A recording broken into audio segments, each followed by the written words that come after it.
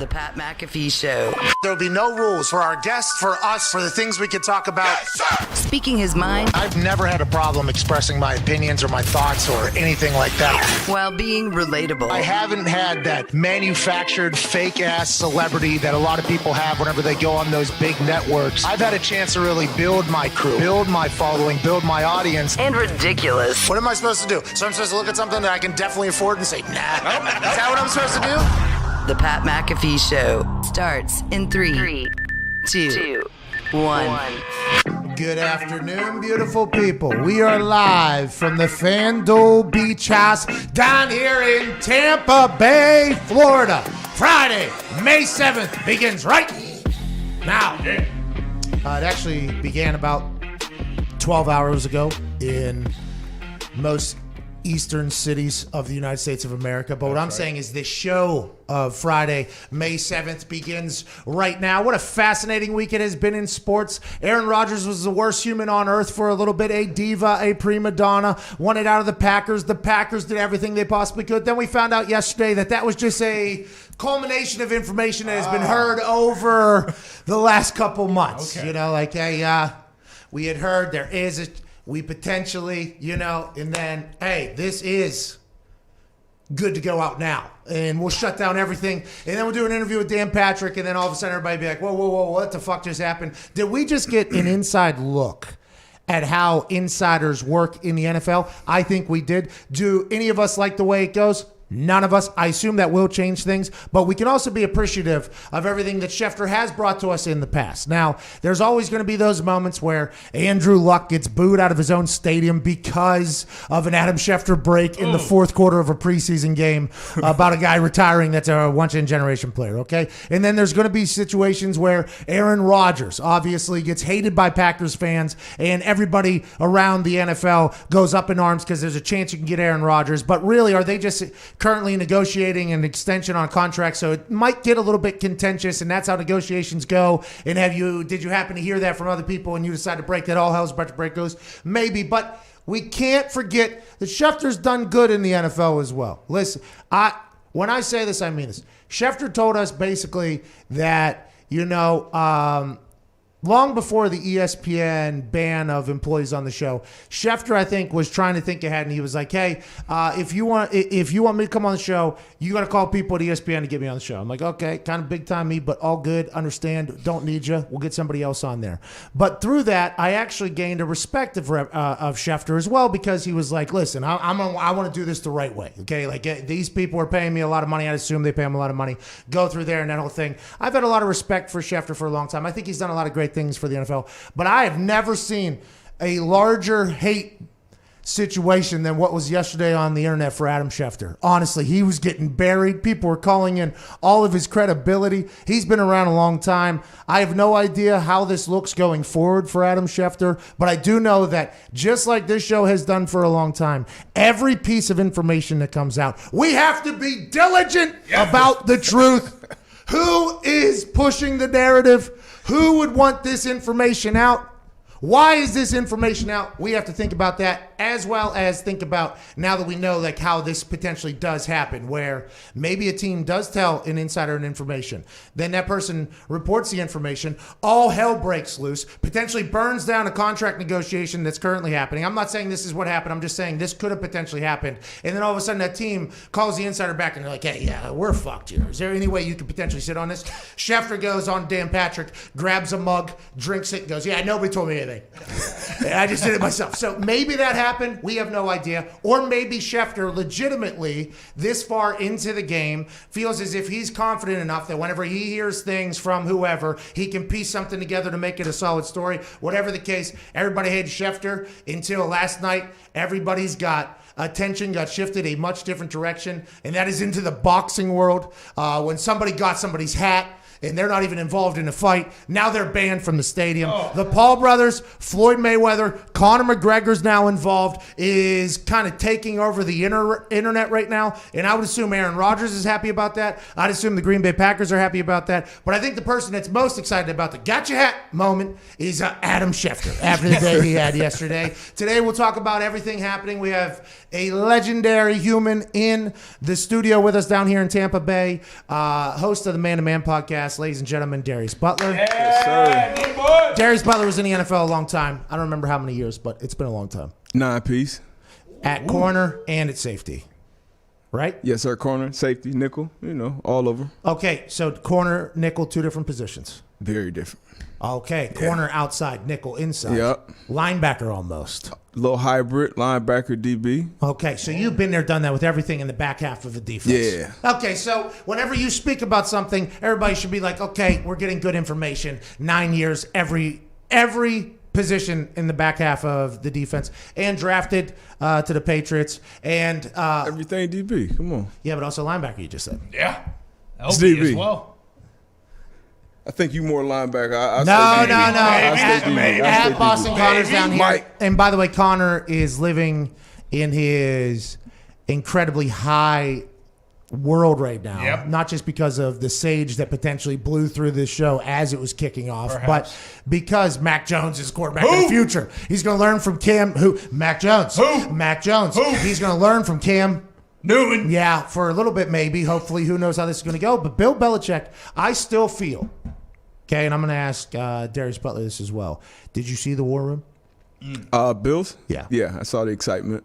Matt Patricia had to give the final okay, which is interesting, all right, especially from Detroit Lions fans. In Good there. old Matty P. But I do like the fact that at this point, Bill Belichick is opening up there. How do we all feel about this? We all feel good. That's how, Yeah. By the way, that's how good business operates, you would hope, is a collection of thoughts, although one person potentially, in this case, Bill Belichick, carries maybe 2 votes if it had to happen. But I don't know if Mac Jones was the plan all along. I wonder what they were going to do at 15 if they weren't going to take a quarterback. Like, what do you think Bill Belichick was going to, didn't trade up, right? Maybe he didn't think he had to. Maybe he didn't think he had to. Maybe he knew Mac Jones was going to drop. Maybe. But what do you think? He knew one of the quarterbacks would be there. You think he was going quarterback? He didn't move to get one, so I think he was good with his board. Like hold whoever on. was going to be at that. Now, at the that spot. Patriots fans are going to be pissed off that you said he didn't move to go get Mac Jones, Yeah. so he didn't like Mac Jones. But I think it's real. Not though. enough to go get him. But yeah, that's what I'm saying. Like, Yeah. with how aggressive he was in this free agency, it is a very fascinating story that Bill Belichick, greatest coach of all time, greatest GM of all time too, by the way.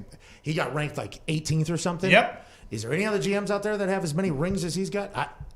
I don't think so. No. I'm not close. So No way. in my eyes, okay, greatest of all time. But whenever he spends $150 million on day one, which is not normal, and whenever he brings in all these weapons and he sees what they were last year, but then he also brings back Cam Newton. Now, it's not a massive contract, but he still brings back Cam Newton, pays him more than they paid him last year. I like the thought that he was comfortable with his board, with whatever. But if Mac Jones goes to the Niners like everybody thought he was for a long time, Michael Lombardi actually at one point during the draft cycle, alongside the rest of us, said 97% of people in the NFL think Mac Jones is going to the Niners or whatever. So let's assume everybody thought that. I wonder who the fuck he was. Idiots. Never thought Mac Jones was going 3. You know, DB. No way you trade this. Look Everybody. it up. Anytime I spoke on it, I said I will not believe it until Roger Goodell reads his name off a cart at the number 3 spot. Did you see that dude walk out of the team? Yeah. Quarterback. He's Imagine be the anxious. 3rd overall pick. guy can play. Easy. Come on, man. All right, Get out of easy here. on old Mac Jones. All right, Yeah. He's a nerd white. Okay, he had an anxious insurance walk. All right, they call him the Joker. He thought he was going 3rd. He did not. I assume he thought he was going 3rd as well. I mean, everybody thought he was going 3rd, maybe until the day of or whatever. But you didn't let anybody that potentially had inside information sway you at all, and that's why we need more Darius Butlers in the media. That's right. Hey, man. You just saw it, how the inside information, how that You didn't know how that. that can be didn't know finessed that? behind the scenes. That is true, though. Could be just an accumulation of a bunch of bullshit. Mac Jones at 3, come on, man. I'm not trading up there to get him. Well, that's kind of Why what not? Shanahan and Lynch said, by the way. They were like, we saw the noise, and we weren't going to stop it. Perfect. And them doing that last press conference or whatever, was it 2 days? I think it was Tuesday. I think it was a Tuesday before the draft. So it would have been the 27th, I think. Might have been the 26th. excuse me if I'm wrong there, first round, April 29th. They did a full press conference. And I was like, this is interesting, because they could have definitely said no to that. Like, there could have been some way to finagle schedules, or we had to do a last trip to somewhere, or just before the draft. They sat up there for like 30 minutes, it felt like, answered every question, and didn't give away shit. And that's because they literally were sitting up there like, none of these people have a clue what we're going to say. Any idea. I wonder if there was any moments where Shanahan was like going to stir up the Mac Jones stuff a little bit more. You know, like I love I feel like good when passer. Mac Jones and Justin Fields had their pro days on the same day, when they went to Mac Jones instead, I was like, it's interesting. Maybe that was a little part of their plan. Oh, did you? So you did almost say, hey, maybe Mac Jones is going Almost 3. for a second, but then I watched Mac Jones pro day. And once again, it reassured me, absolutely not. This guy's not going 3. Whoa, we got Devontae Smith to play. What are you talking about? Oh, yeah, he coached him to run 4 routes. Caught a touchdown pass. Hey, listen, Darius Butler was drafted to the Patriots. Okay? That's right. He's went to UConn. New England. So he knows the New England area well. Yeah. And he's probably been listening and hearing maybe old friends from around there, or you talk about how Mac Jones is about to be the guy. And you're like, wait a fucking minute, dude. Can we relax for a second? That's how you feel about that? It's a good spot for him. Probably the best spot for him to succeed on this level. But, you know, a lot of Tom Brady comparisons. I don't see anything comparable outside of the combine picks. He needs throwing touchdowns. He needs a much stronger arm to be a Tom Brady. But he's a smart kid. Josh McDaniels is a great play caller. You know, it's still fuck Josh McDaniels on this side. You know, because I was a Colt, and he was supposed to. You know, remember how he did us? Turn the plane around. You know, but Good decision. But yeah, you know, Mac, he could be good though. Mac could be good. And by the way, Could be good. it's the only reason why I brought it up on this Feel Good Friday was for that right there, for you to just say, this guy stinks. Nah, he could be good. Because Connor's all at 10, 15 years. We're going on another run. Why not? Going on another run. Why wouldn't I be, though? We got a great O-line. To your point about the Tom Brady thing, the thing that makes Tom Brady is in between his ears. Yeah. So, like, he's got Tom Brady in him. Is like, okay, fucking, he's the most competitive human of all time. Is that he's going to eat avocado ice cream from now on to make his body the best it could possibly be, so he can potentially play as long as possible because he wants to win as much as possible. Like, does he have that? Because if he does, that motherfucker should go 1 then. If we can find out who is going to be the most competitive quarterback, which I think is what you need, by the way, and I assume there's like cool ways to kind of go about winning or whatever. But I think like Patrick Mahomes is a cool dude. I would assume people would talk about Patrick Mahomes being like Uber competitive. a uber competitive human being, because the amount of time it takes to be the quarterback, because you have to be in there early. Like, you have to be the motherfucker that's working. You can't be you even if it's not you have to at least fake do that. Like, you have to be like this person, and everything kind of goes as you go. The team has to be good around you and everything like that, obviously. But I think like Tom lifted the players in Tampa, I'd assume he made them better. Darius, I might be wrong in thinking that, and you're on the defensive side of the ball, so this is a completely different team almost within a team aside from the offense. But do you think when you got a guy that you know can go, it changes everybody though? Definitely, 1,000%. I mean, you know, jogging out of that tunnel, like, we should win this ball game first and foremost. And then I remember talking about this with McCourty back when he got drafted as a rookie, and we were going to games. And it was like, bro, whatever we just dealt with Tom and Randy and Wes in practice, like, I promise you we're not going to have to worry about this with Trent Edwards up in Buffalo right now. So it's just, you know, it's different, you know, getting baptized by fire in practice. And then even when he's not on the field, you know, I remember as a rookie or a second year player hearing Tom, hey, make a play, D-Butt. You know, it's like, damn, like, you know, that's the quarterback. So it's that real. definitely changes the team for sure. I think you have to have a certain personality trait to be a successful quarterback. Now, it might change. The appearances of it might change, whether it's a more docile human, a more fiery human. But I think you have to have that, I want to win at all costs type at. I think you legit, because the amount of time, and this is what, when the judgment of who's the quarterback, who's going to be the best quarterback in the draft, and blah, blah, blah, that whole thing was going on, and who's going to be 1, who's going to be 2. Well, everybody knew Trevor, but they're like, who's going to be 2 or whatever. And it was Justin Fields for the longest time, and then it became Zach Wilson. Yeah. Then Trey Lance got in there, and then Mac Jones was never in yours. But it just, the fascinating thing of who it is, for me, it's like, if the person can make every throw, All right, now let me figure out which guy. And that's why I kind of like Sirianni doing like rock, paper, scissors. Now I would have done like cornhole or something, or maybe even dice, to be honest with you. I would have like something along those. I need to find out who's the most competitive fucking guy that's out there, because this job is relentless, and you're going to have a real drive to want to be great. So whenever they're like, he's got a little Tom Brady in him, I'm like, okay. All right, does he? How the fuck do we know? Yeah. Like, I guess because he got in, they won a natty. He battled in practice. Yeah. So I guess you could talk about that. His teammates said they loved him. They liked the way he talked shit to the defense and everything. So maybe that's why they said he's got Tom Brady in him. But I think it was because of the photos and everything like that. But if you get somebody that has Tom Brady in him, or Peyton Manning in him, or Aaron Rodgers in him, he gave an entire speech about why he likes football and why he likes the NFL. It was strictly because of the competition is why, because he wanted to win. It's just like, that's a tough position to judge and to rank. I think that's the one I'd be looking for most if we just fell into an NFL team that we ran. Yeah, I think it's impossible to know if you got Tom Brady in the quarterback that you're drafting, but at least for, Mac Jones, Trey Lance, and even Justin Fields, like learning behind a guy that, will show up early and kind of show you the ropes of how you're supposed to act as an NFL Cam's QB. a guy. That's going to help him immensely. Yeah, Cam's been there, done that too. Yeah.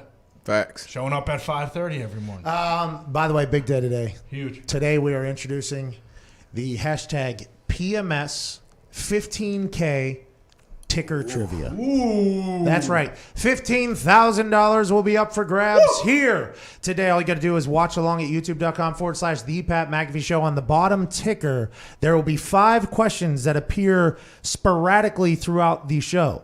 They will appear twice on the ticker at the bottom of the feed each time, and you will never see them again. Now, the ticker is at the bottom of the screen for our show. Whenever it gets put into the screen of the show, we will be able to do this. I think it should be at some point soon. Should be coming down here. But when it shows up down here, they will scroll a question. Some of them are show history questions. Some of them are ungoogleable questions. Some of them are Googleable questions. There'll be 5 of them. There will be 1 in this first hour as we work out. Then the next 4 will be in the last 2 hours. We also have Michael Chandler, the first person that tweets out hashtag PMS15K ticker trivia after all 5 questions have been asked. Okay, so after all 5 questions have been asked, you go to Twitter, use the hashtag PMS15K ticker trivia. The first person to get all 5 questions right with the hashtag in the tweet will win the $15,000. We can't thank you enough for participating. You can enter multiple times, so maybe you want to write down the question. Like, for instance, this first one here. Here it comes. Will come maybe during the break. Let's turn some music on. Let's get to a break. Watch along at youtube.com/The Pat McAfee Show. And you'll be able to. I think you got to hit some sound, Zito, from the. There we go. Hey, good work, Z. Yeah, baby, Z. There we go. Hey, here's the first question. Look, who holds the record for the shortest interview in our show? Should have been an apostrophe on there. That's my fault. History. In our show's history. Got it. D-But, do you know the answer to that? The shortest. Nah. Once again, this thing will run through. Hashtag PMS15K ticker trivia. Question 1. Shortest interview. Who holds the record for the shortest interview in our show's history? It was recent. Oh, yeah. Kind of gave you a layup early here. Write down the question. Write down your answer. If you get all 5 right after all 5 questions have been asked on the ticker, and tweet out with the hashtag PMS15K ticker trivia, you'll win $15,000. Yeah! We'll see you on the other side of the break. We'll take some phone calls. We got Mike Chandler joining us today. Michael Chandler is fighting for the lightweight title next week of the UFC. He beat the fuck out of somebody a couple months ago, and then he came on the show. Knocked him out. I think. And now he's fighting for the title next weekend. We'll talk to him. He's fighting Charles Oliveira. We also have AJ Hawk joining us. And more surprises with $15,000 up for grabs on this beautiful feel-good Friday. Shout out CBDMD. Smackdowns tonight. Yeah. Live from the FanDuel Beach House. This is the Pat McAfee Show.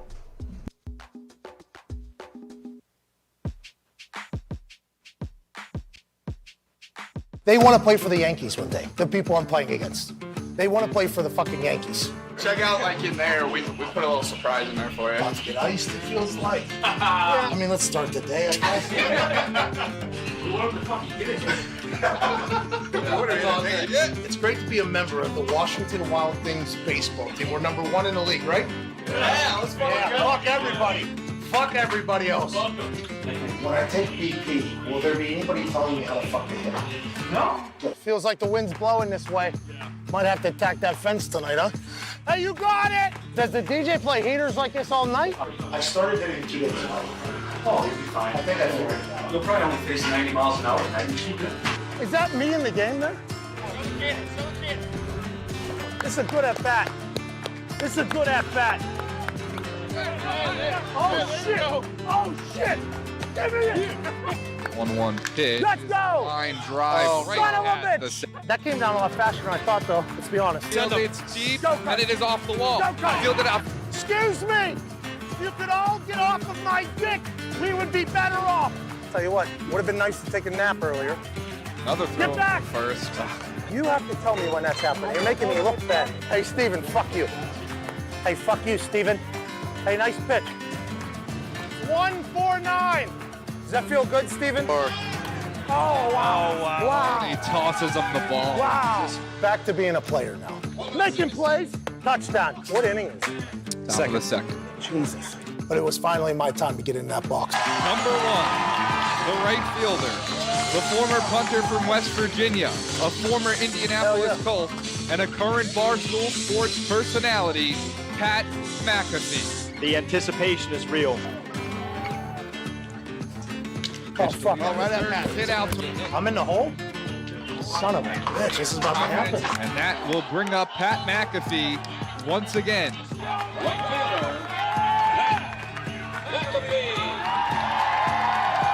First pitch from Reynaldo Lopez, swing and a miss by McAfee.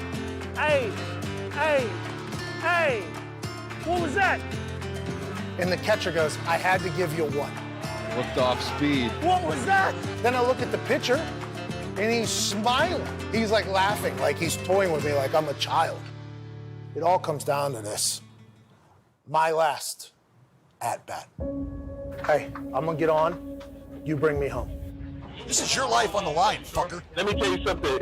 You're going to take an L, okay? You're going to take one. So I think that the close your eyes and swing method is perfect. Oh, this is hardball. Oh, yeah. Oh, my God. Oh, my God. Jesus. You have no prayer. Number 1, right fielder, Pat McAfee.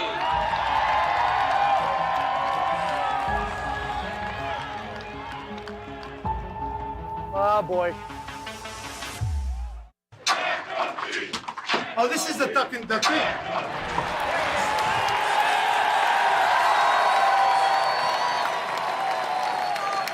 Let's go!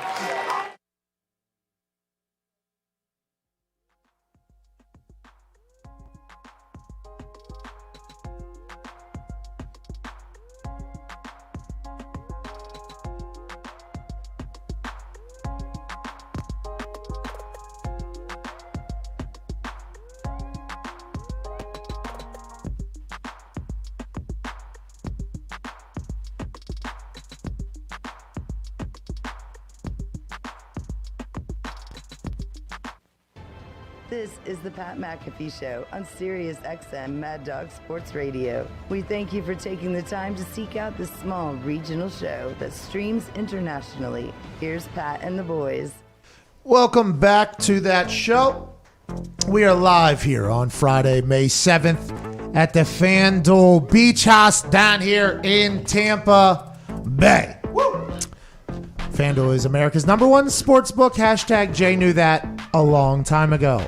Shout out to Jay Glazer, by the way. Shout out. If you did not see the most recent episode of Mr. Friday Night that Foxy put together because Roman asked him to, Jay Glazer, after our first segment during our first commercial break, Thursday, April 29th, told us, what's going on with Aaron? Something's going on with Aaron. Hey, you ask Aaron, something's going on with Aaron. Look out.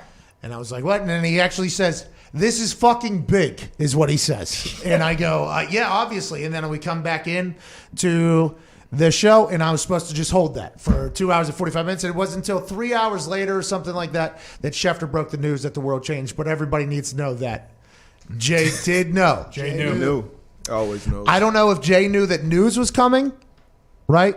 I don't know if Jay knew that there was potential contract conversations going on and decided not to break the news because, hearing about Schefter breaking the news, he was like, I think I heard a lot of people probably heard there's potentially some contentious negotiations going on, which happens, by the way, in the NFL, especially at that position, quarterback position. There are lots of money being put out there, especially nowadays. I mean, the more and more we learn about Tom and Bill and everything, they had a very successful relationship, that whole thing. But right now, FanDuel is letting you play. Yeah, Russell Wilson, Pete Carroll. Exactly. Yeah. Like, hey, this happens. Just did with a different quarterback.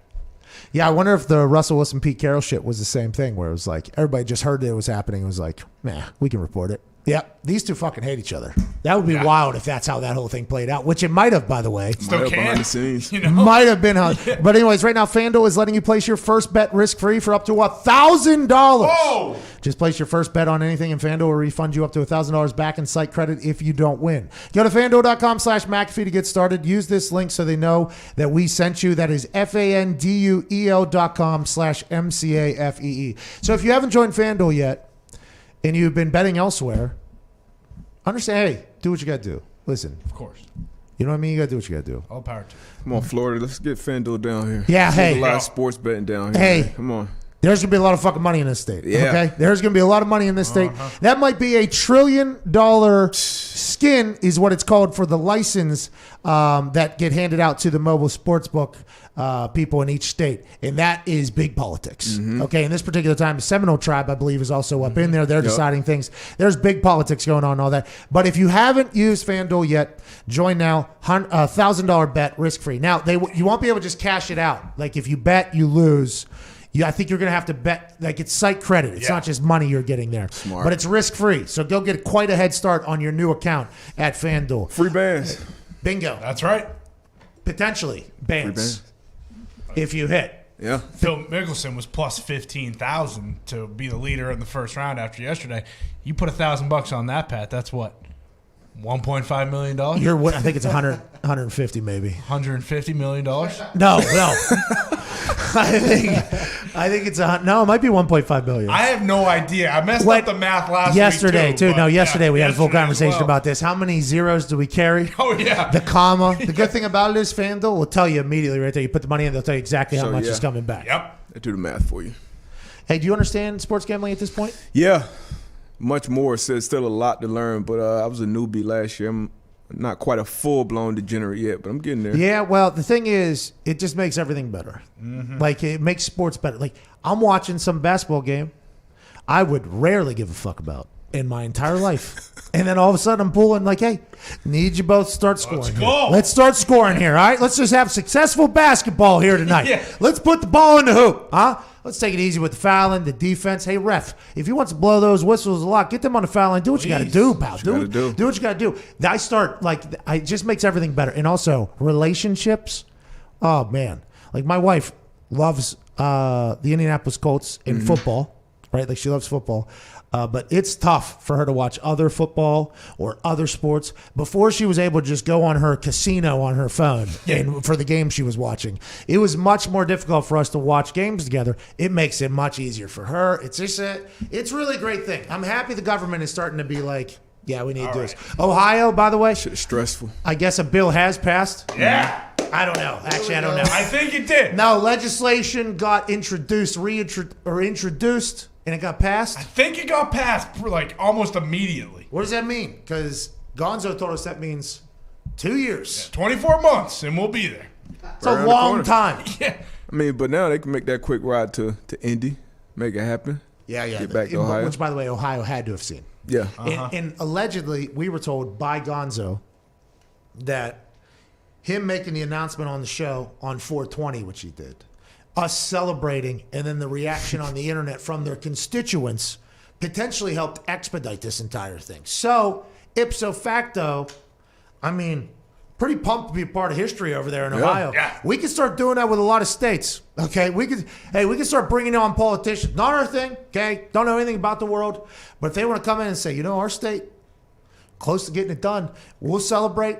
We'll put it on the internet. I assume your people will celebrate. And if that's what's going to get these olds to start passing this shit that makes the world a lot better, I'm all about it. I will do my service to society if that's what I have to do. I mean, there are a few states too, right? Work. Arizona is going. Yeah. New York, I think, is. New York's getting passed. They're trying to figure out. I don't know if they have figured this out yet, but it was, does the Lottery Commission or the Gaming Commission regulate it? Yeah. It's like, yo, the Gaming Commission does. What are we doing? It's at the casinos. All right, it's doing that. It's the same. They say, why are we having the scratch off people, the Powerball people run this? This is sport. Mm-hmm. This is, but you know why? I think the amount of money the state makes off the lotteries. Oh, okay. I thought it was just the politicking. Yeah. Well, yeah, but usually the I politicking. need to play a Powerball, actually. Usually the politicking with the handshakes. Yeah. Inside those poems. I don't know. This is just from watching movies. We'll have to ask AJ Hawk whenever he joins us in like 30 minutes. He's probably been in these rooms. Oh, yeah. But whenever he goes with that handshake, there's probably like $500,000 in there or whatever. check. I think that's how. Is that all what those lobbying handshakes- is? Yeah, I think. Okay. I'm not sure. I don't know enough. I just watched House of Cards first couple seasons, and I learned something about Francis Underwood in real life, and I was like, well, this show stinks. Can't watch this anymore. This guy's a scumbag. But fucking A, when he was tapping on that goddamn desk, I felt like I learned everything about politics. They'll push somebody right in front of a train. They don't care. Oh, yeah. They will do it. They do not care. Doesn't even have to be a politician. Could be a reporter. If it's going to get them $1 or $2, let's go ahead and make that move. Fuck it. Politics as usual. Oh, you know the politics game. You know the politics. You in the politics game? Nah, not much. It's hard, dude. I don't know how mean, anybody it's- would do it. Bunch of scumbags, honestly. Well, I don't. Literally, I think that's Bunch how. of scumbag. I think it's as soon as you step. So like, here you are. Here's the line. Like, oh, you know what? I'm pretty successful. I think. I'm gonna go be a politician. As soon as you go to here,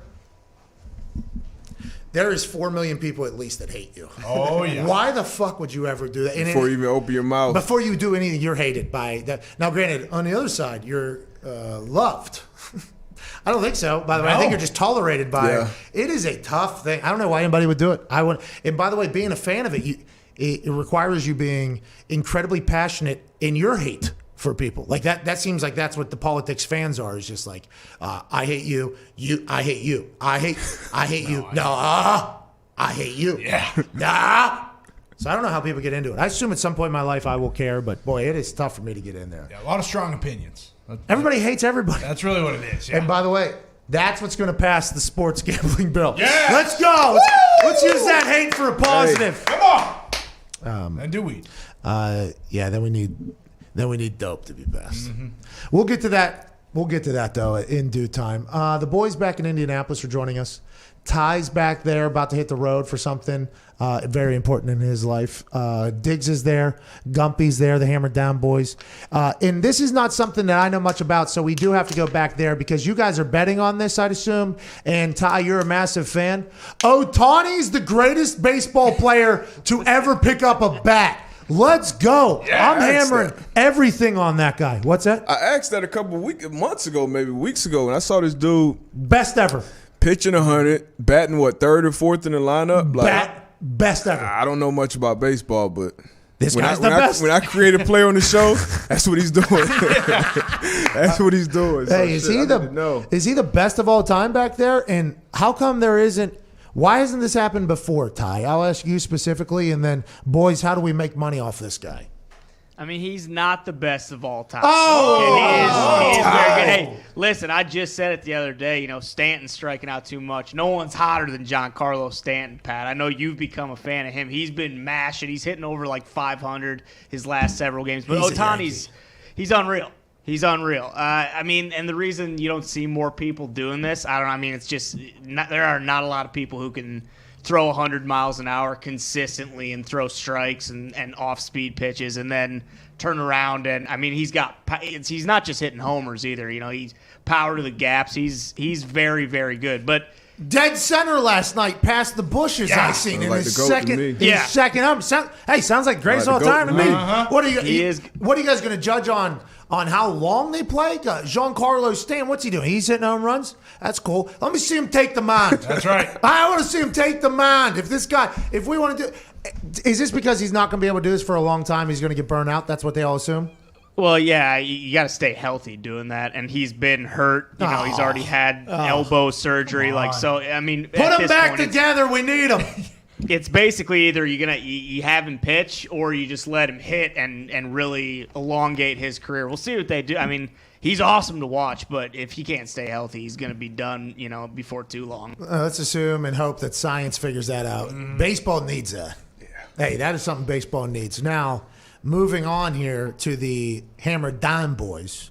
COVID Cowboy rocking an incredible pair of sunglasses. He looks awesome. He looks maybe the best the COVID Cowboys ever looked. Are you riding a high right now? And how do we make money off of Ohtani?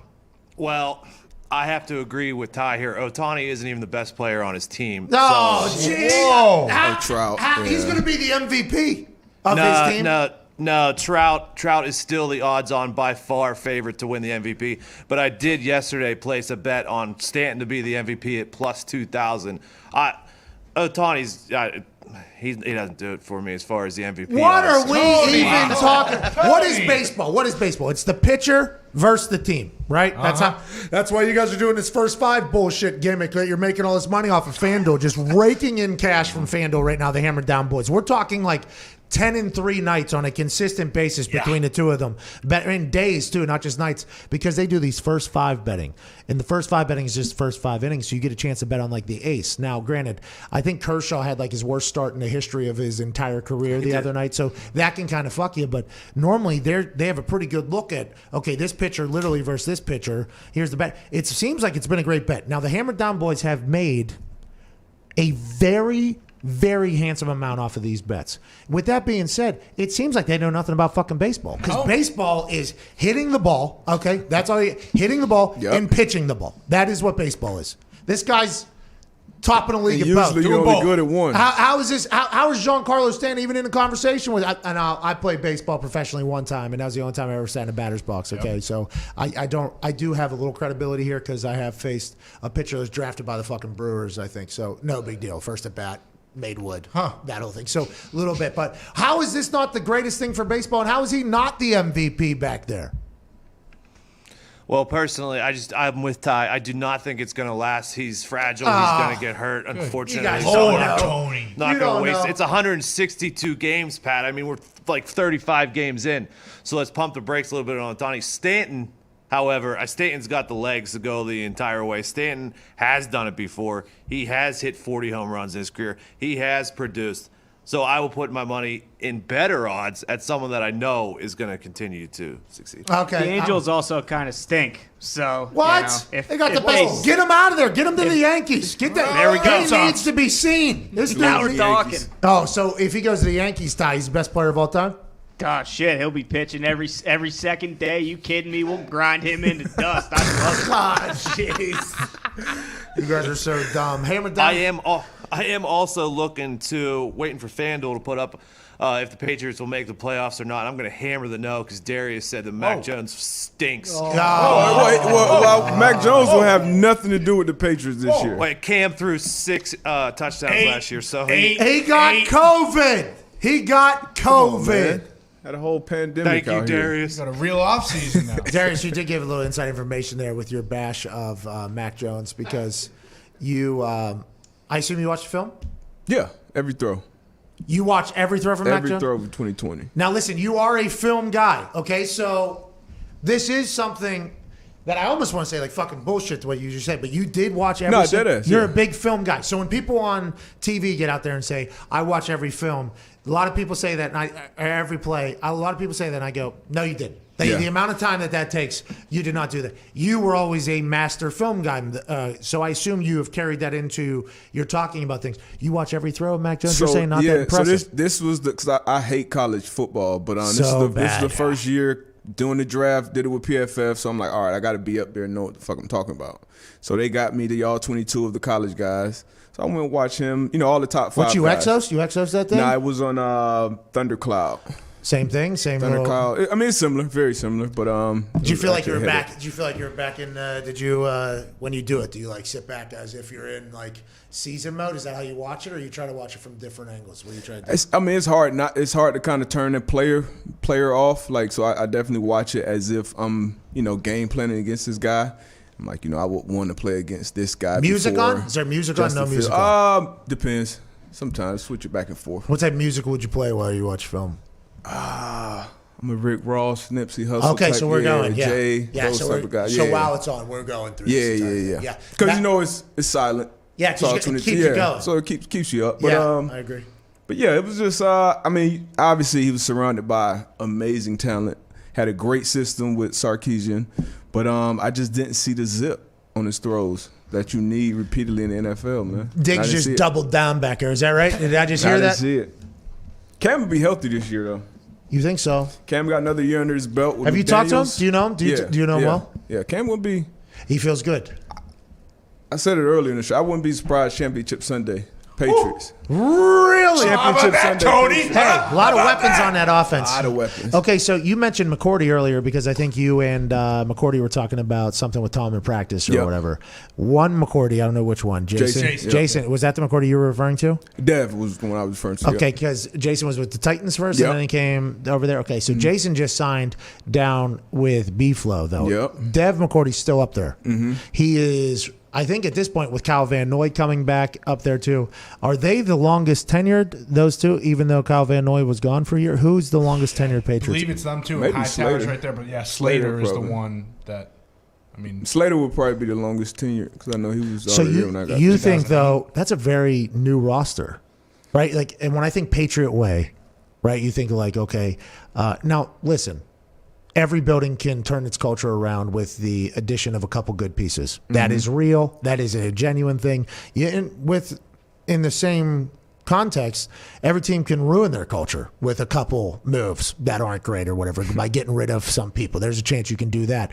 But you don't, because Cam, the way Cam is, and the way Bill has talked about him, you don't think there's any chance that people are going to go up there and absolutely hate playing football for Bill Belichick, all these new free agents, and be like, no, I don't want to do this? Nah, I don't think so, man. I think, and plus Bill is a little older now. He's 69 now, probably a little more laid back. You saw he's giving people more voices. Had the dog. Shout out to Ernie, Haircut. too. Ernie Adams announced that he won't be there anymore. He was kind of like the genius behind the scenes, so who knows? Maybe they do suck. Maybe Ernie was a secret sauce. Yeah, but your your prediction was AFC Championship, so I roll with that. I forgot about Ernie. I forgot about Ernie. But they got some pieces there. Hold on, man. listen. I like them. Hey, listen to that classic media shit from Darius right there. Oh yeah. Prediction for AFC Championship. I forgot. Maybe they suck. I forgot. I looked at Connor's mustache. Remind me of Ernie. Yeah.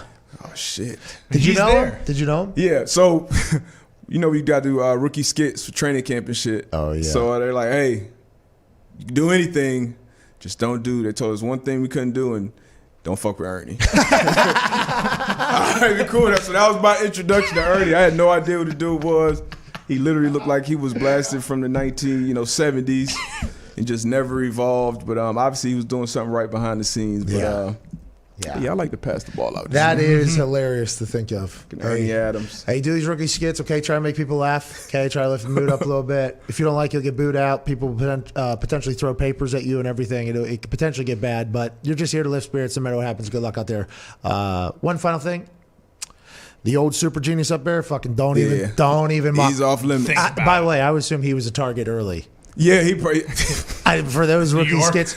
Well, just old white, right? Who looks like he's out of the 70s, who's just walking around in khakis at practice. I would assume that he would get targeted for the rookie skits. Because the rookie skits, you're trying to do something that obviously everybody would understand and maybe inside jokes that potentially happen in there. Those are normally what go over.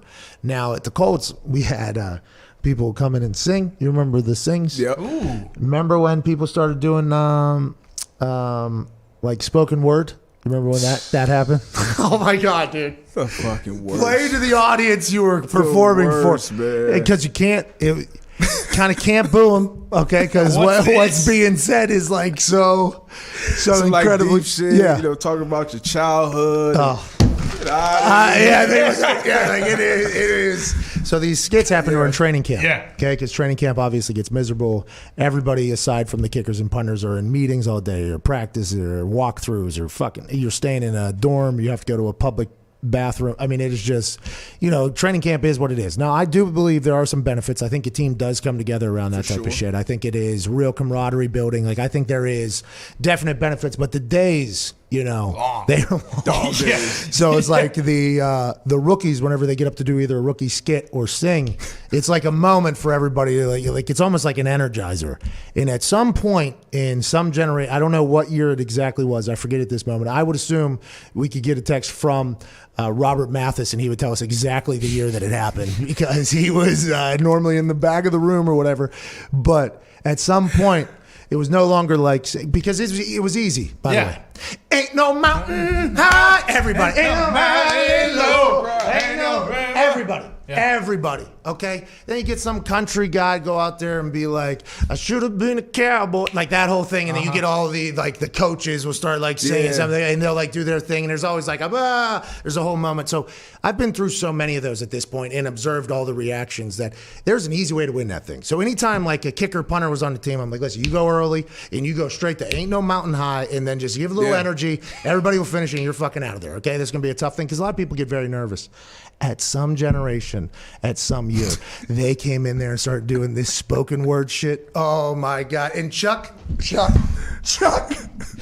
Pagano's standing there.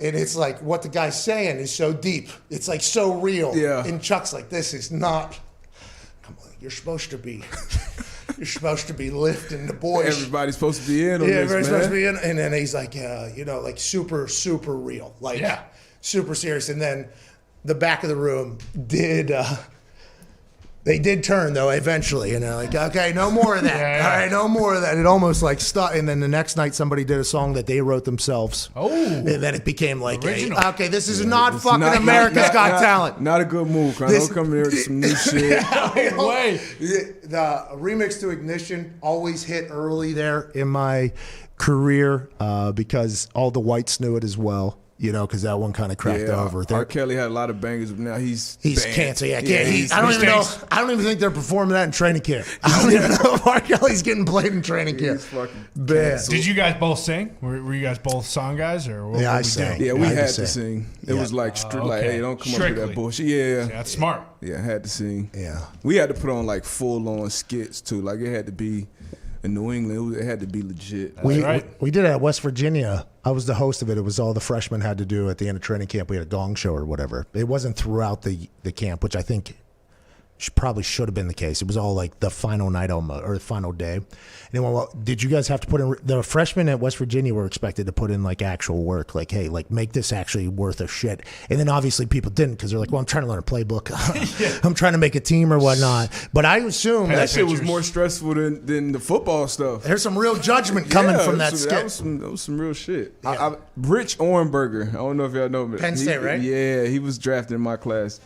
He was fucking hilarious. So he was like our go-to guy. Hey, come on, Rich, give him something, man. Take the heat off us. Come on, give him something. And he would just get up there and crush it every time. So you always need kind of that guy you can put up there. But it was fun, man. You need those moments. Man. Yeah, that spoken word thing, man. I've never been in a more awesome situation. Like slam poetry? Yeah, basically, yeah. Man, it was awesome. It was awesome because there was no, he almost put us in a pretzel because he should have been booed out of there, but he couldn't have been because the poetry was so good. Yeah. And it was so deep. But we all everybody in there was uncomfortable. Everybody's like, all right, who's going to boo him first? And then it did happen. And what's that first one? Yeah, as soon as one person booed, get the fuck up. No, and then I think somebody deep in the back, I don't recall who it was. I mean, it was they might have just came off the top rope. Somebody gave it, nobody cares. Yeah. This shit sucks. Something like that. Oh my God. Clap them off. Okay. And then I think that was when Chuck was like, okay. What a moment. I never expected that in my entire life. There was a couple of moments that have happened in my entire life that I never expected. That was one of them. And then how about the guy that was out of practice with a pulled hamstring that needed a backflip? Do you remember that? What was that? This dude was out. This guy, young guy. That was one of my guys. He was unbelievable. Yeah, it was DB. Man. He was unbelievable. He was out of practice with a hamstring. Everybody thought he could have practiced. Pulled a hamstring. It was like, but it was the conversation. The narrative was, we thought he could have went, but the hamstring maybe wasn't good. He was a rookie. So the narrative around, because I get to walk around practice a lot, the narrative was, Is he opting out of practice or is he can't practice, right? So that was the entire thing. So he goes up to sing after all this happens. He does something and then he does a standing backflip and sticks No it. hands. Fucking just boom, sticks it. And everybody's like, okay. And then everybody was like, wait, Hold on. What the hell? You've been out the last 2 days. I've been taking extra reps. Yeah, exactly. Fucking somersaults? Yeah, that's how the DBs probably felt. Yeah. Come on, man. I just felt strictly as like, oh, this is awesome. That's incredible. This is just one of those movie moments happening right here in front of us. This guy doesn't even know either. Guy doesn't even. You know why? Some people don't understand that everybody was a superstar when they got to the NFL. You know, and that is something that is tough sometimes. And in those singing songs and in those rookie skits, I think that is why those things happen. So, like, gotta humble yourself. Yeah, a lot of the team can see, like, what type of dude is this? Like, is he going to do this or not? You know, it's like. And for the rookies, man, just do the shit. Just do it. You know, don't make it hard because that year can be fucking tough on you if the vets, wanted to do the shit, man. Meeting rooms. Have your food, the snacks on point. Hey, Pat, what type of candy you like, man? What flavor sunflower seeds? Gotcha. The plane trips. Have the Popeyes ready to food. Especially if you're the highest draft pick, because they're gonna come to you. Hey, Pat. Yeah. They don't care who was supposed to do it. And by the way, good for the team. Good for you too. Yeah. Good for you. Good for the team. And by the way, sure. you might feel as if you're like, oh, I'm getting punked around or whatever. It's like, well, no, everybody that's ahead of you has had this happen. Like, this is just kind of how it goes. And I think that has become something that people are like, was it hazing to do that or whatever? It's like, I don't know. I think we should separate the stupid shit that people do with hazing with like almost earning your keep. Almost. It's like a rite of passing almost. Like, I had to have bottles of liquor ready for every single trip my rookie year. Every single trip I had to have cartoon size. You remember what kind of liquor? Yeah, it was Crown. I had to have Crown. And it was a cartoon size Crown too. They told me the exact store that has the one that they would get. And I would have to go get the one. It was almost like the guy knew that I was coming. Because it was just, I think it was just a like, hey, this is the place we go for this cartoon-sized Crown, and another rookie will go next year. That's just kind of continued, and then everybody got cut or fired, and that all stopped. I assume that liquor store guy was pissed too, because that had to be an expensive. It's a big order. Yeah, it was a big ass. All those moments though are really cool. They're really cool, but some of them fuck it all up, dude. That spoken word, I'll never forget. Slam poetry does not sound like a hit. Hey. I know he didn't make it in the NFL, and I knew that immediately upon his first word coming out of his mouth there, but I do think that guy should get into the content game. He had pretty... Ooh. Hey, he was good. He should at least think about it. I mean, for what he was trying to accomplish was nowhere near... a different crowd. Yeah, it was not what needed to be accomplished, but I think he did accomplish what he was trying to accomplish at a high level. So, Okay. So it's maybe something to think about. Let's go to the phones here real quick. Let's go to Kyle in Connecticut, Darius Butler's old stomping grounds. What's going on, Kyle? No way. Am I live? Yeah, you're live, but not for long. No, I'm joking. What do you got, Kyle? I have 2 quick points about the Rodgers situation. All right, here we go. So first, Shefty said yesterday that this didn't come from new information, wasn't from Rodgers or the Packers. But it's like, Schefter, bro, come on. What is the tooth fairy leaking to you, man? Yeah, like, bro. Come on. It had to come from somewhere. Number 2, if it didn't come from Aaron, why was LaFleur dropping to his knees on live TV begging him not to go, Okay. Well, your second one there didn't make any sense. LaFleur was begging going to his knees and begging Aaron wouldn't leave because he has no say in the matter. And his offense, by the way, looks really good with Aaron Rodgers throwing the ball around. So that's why he is doing this entire thing. LaFleur knows. I would assume LaFleur knows both Aaron's side because I think Aaron and LaFleur got pretty tight. I think Aaron told us that they were doing their own Zoom calls in this past offseason to kind of go through what Aaron liked, what Aaron didn't like, what he thinks he should add, what they shouldn't add. I think Aaron and LaFleur actually got pretty tight. He never told me that. I'm just thinking because I'm not sure how many people Aaron would do that with, and on the other side, on the sidelines, after they make plays and everything that happens. Now everybody's going to talk about the field goal call and everything like that. That's up for that. But I think Aaron and LaFleur are pretty good. And LaFleur probably understands this is a lot higher than me. And God damn it, you guys have been fucking this up for a long time. That's, I would assume, how LaFleur feels. So, wild scene in Green Bay. Who knows what the future looks like? PMS 15K ticker trivia will continue in the second hour at youtube.com/The Pat McAfee Show. The first question was already out. If you missed it, you missed it. Go back. The second one will be on the other side of this break at some point. Also in hour 2, AJ Hawk, who was just on the herd. Okay, he's making his rounds. Whoa! We'll talk about what he was talking about. This is the Pat McAfee Show. Feel Good Friday. Shout out CBDMD. May 7th, 2021.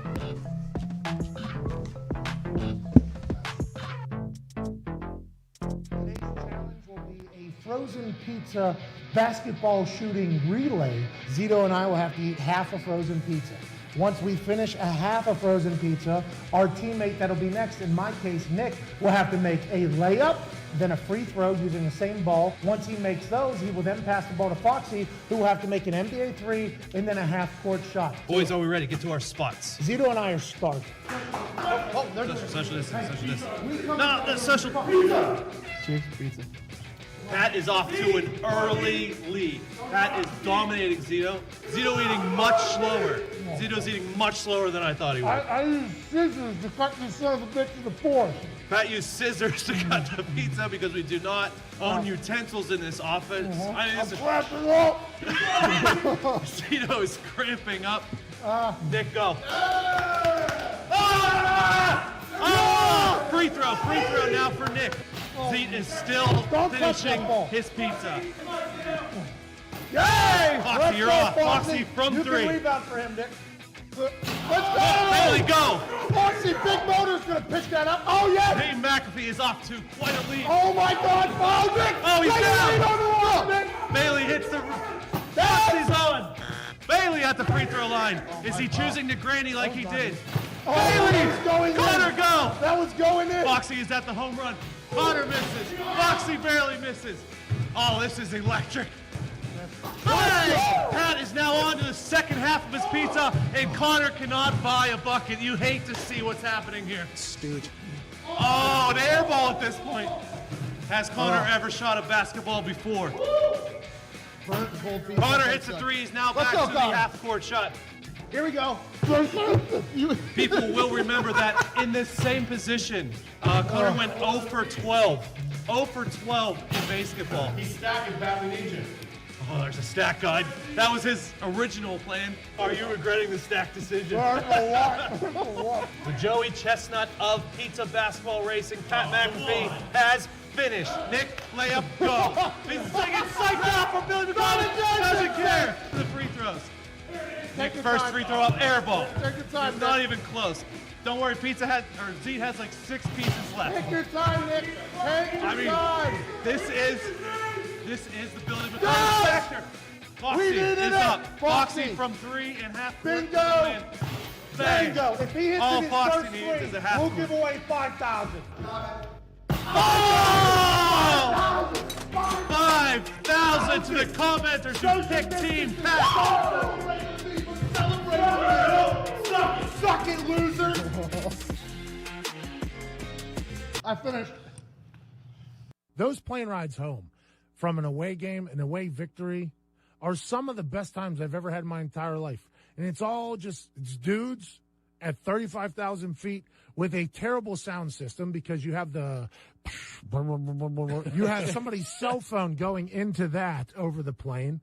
And it was just like it was like real happiness for a lot of people on that team. I don't think they experienced a lot of real happiness because of how focused they were on their jobs. There were a lot of older guys. So, like, their only moments of happiness, I think, were those flights home, like, after a big win. Like, genuine happiness. Their entire life was dedicated to football. So, all week, all they were thinking about was the game. And then that trip home, that, like, 3 hours, 4 hours, whatever it was like a moment for them just to completely, like, relax and not worry about next week or the past week, their family, nothing. We're at 35,000 feet, nobody else around us except for us. That is a real moment that I don't think a lot of people know about or appreciate, is the flights home from away victories are incredible. Absolutely incredible. Those are good times, man. Really good times. You got people singing. My favorite story is of an offensive lineman, and I won't say his name, but he was asked to sing, right? So if a rookie's asked to sing, like, you got to go sing. So he grabbed the microphone, and he didn't know that the owner's daughter just so happened to be on the team's plane, sitting up in the very front or in the very back. So they kind of have it off. So he kind of got comfortable in his current surrounding and didn't know about the entire surroundings. And he grabbed that thing, and he was not expected to sing the song. I fornicated 2 bad ladies at the same damn time. At the same damn time. At the same damn... And then he started feeling it because a lot of people were like, okay, yeah. Big white guy. Massive white guy. Nobody thought he was going to sing this song. So everybody starts, like, gassing him up. You know, he's like, I fornicated 2... He starts yelling into this thing. And then all of a sudden you see a little assistant from the front come waltzing back the aisle and grabbing the phone out of his hand. And he's like, what? Like yelling at him while the thing's still on. So now the entire plane hears him yelling at this assistant. And he like puts the phone down and we're all like, oh no, like no fun. All right. They're like, Carly Ursay's on this plane. We're like, oh. Everybody just puts their headphones on. Sits right back down. Just an hour and a half of silence. That kid thought he was getting cut immediately off the plane. And he did. And he did.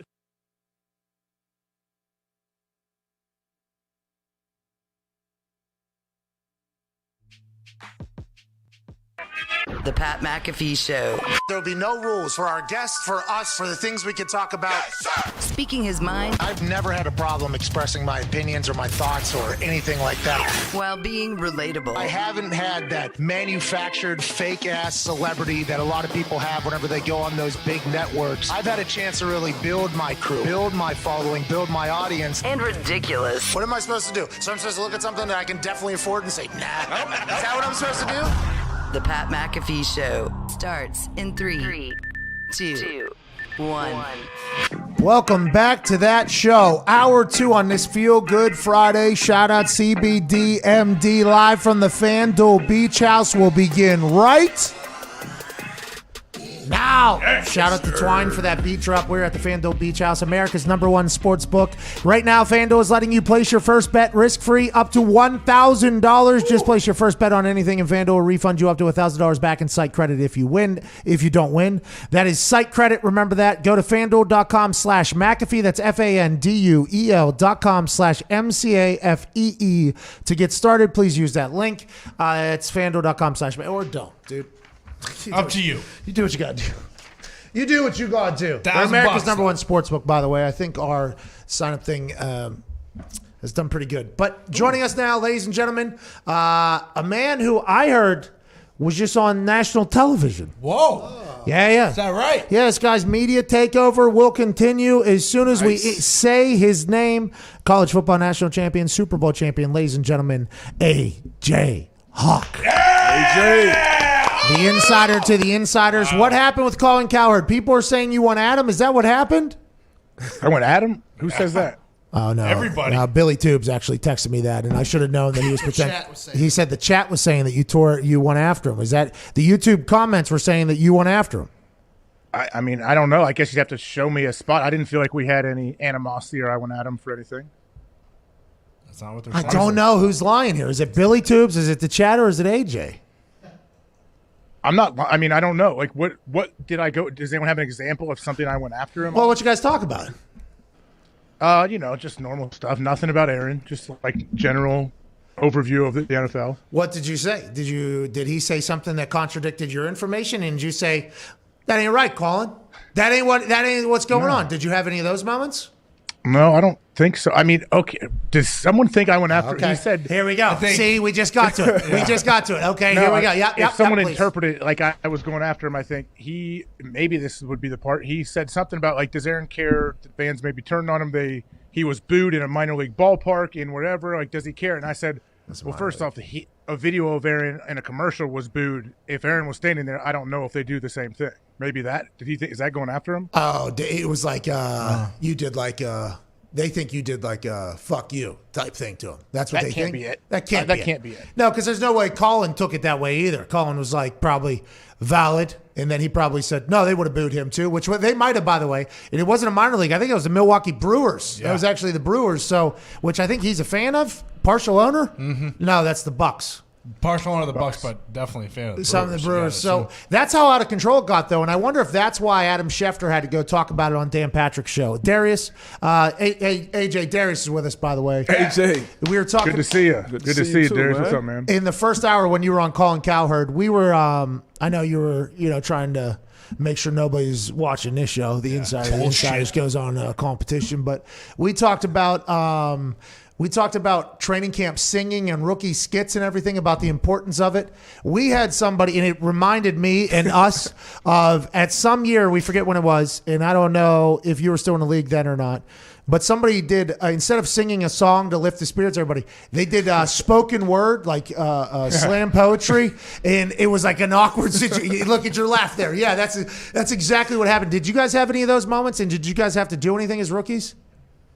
Luckily, my first year in Green Bay was Mike McCarthy's first year, and one of the first things that he said was like, he's not into the whole hazing rookies and everything. So I was like, yes, that is me. Like, I just had to pay for a dinner for the defense when it was very reasonable, actually, because it was a set menu. It was perfect. Well, that is hazing, right? Because they made you pay, so you're a rookie. I was willing to. If they're going to say singing those, and we then got into this conversation. It was I wouldn't categorize that hazing. Yeah, we don't think that's hazing. So we got into this convo about, you were busy tearing down Colin Cowherd, but like, hazing needs to be separated, from the articles that you like to read and share about like the nonsense that potentially happens from people, and then like the earn your stripes, earn your keep type run, like the singing, the potential buying stuff for the plane, that type of stuff. Like I don't know if that's necessarily hazing, because I guess everybody has done it, and it's an initiation. It's not hazing. Yeah. That is not hazing at all. I did the same. Like, I had to bring food to the airport every away game and everything, all of that stuff. I never looked at it as hazing for 1 second. But hold on, going back to this slam poet that you guys had show up. No, it was tough. Dude. All right, how did they? I feel like the second you would realize the person was serious, the whole place would just get up and walk out. No, so we couldn't. That's interesting that's what you thought, because we all had a moment too of going, like, wow, what is? Because he put us in a. He put us in a bad spot. Was he like talking about being molested or something? Like, close. Shot. I think somebody got shot. Somebody was killed early. It was some real shit. Somebody was killed early, like first or second sentence, and it was like, oh no. But is this guy is this the most confident human alive? Why would you choose that venue? That was his go-to, I guess. I don't know. But we were in a tough spot. He was like, I'm going to kill him with this, too. Crush it. You know what I mean? So you didn't have to sing or nothing, AJ? I was so lucky, man. Yeah, I did not have to sing or really do anything like that. Damn. Man. Let's get I think maybe No. Maybe like the little quick fight song, like in the defensive room. Yeah, fight song, signing bonus. Shit like that. Name, position, fight song, signing bonus. It didn't matter what you said either. I got $7,000. Oh, shit. Hold something. My name's Mitchell. I went to Utah. And my signing bonus was $2,000 as an undrafted free agent. I mean, it was the most fake enthusiasm of all time for all of those things. AJ's was probably massive, too. Could you imagine the first rounders? Yeah, they go. I got a real reaction. They go too. Yeah, they got the real reaction. They go too. And I think some of us learned some stuff too about them immediately upon them saying, "Well, that wasn't what was reported. That wasn't how that was reported. It's actually."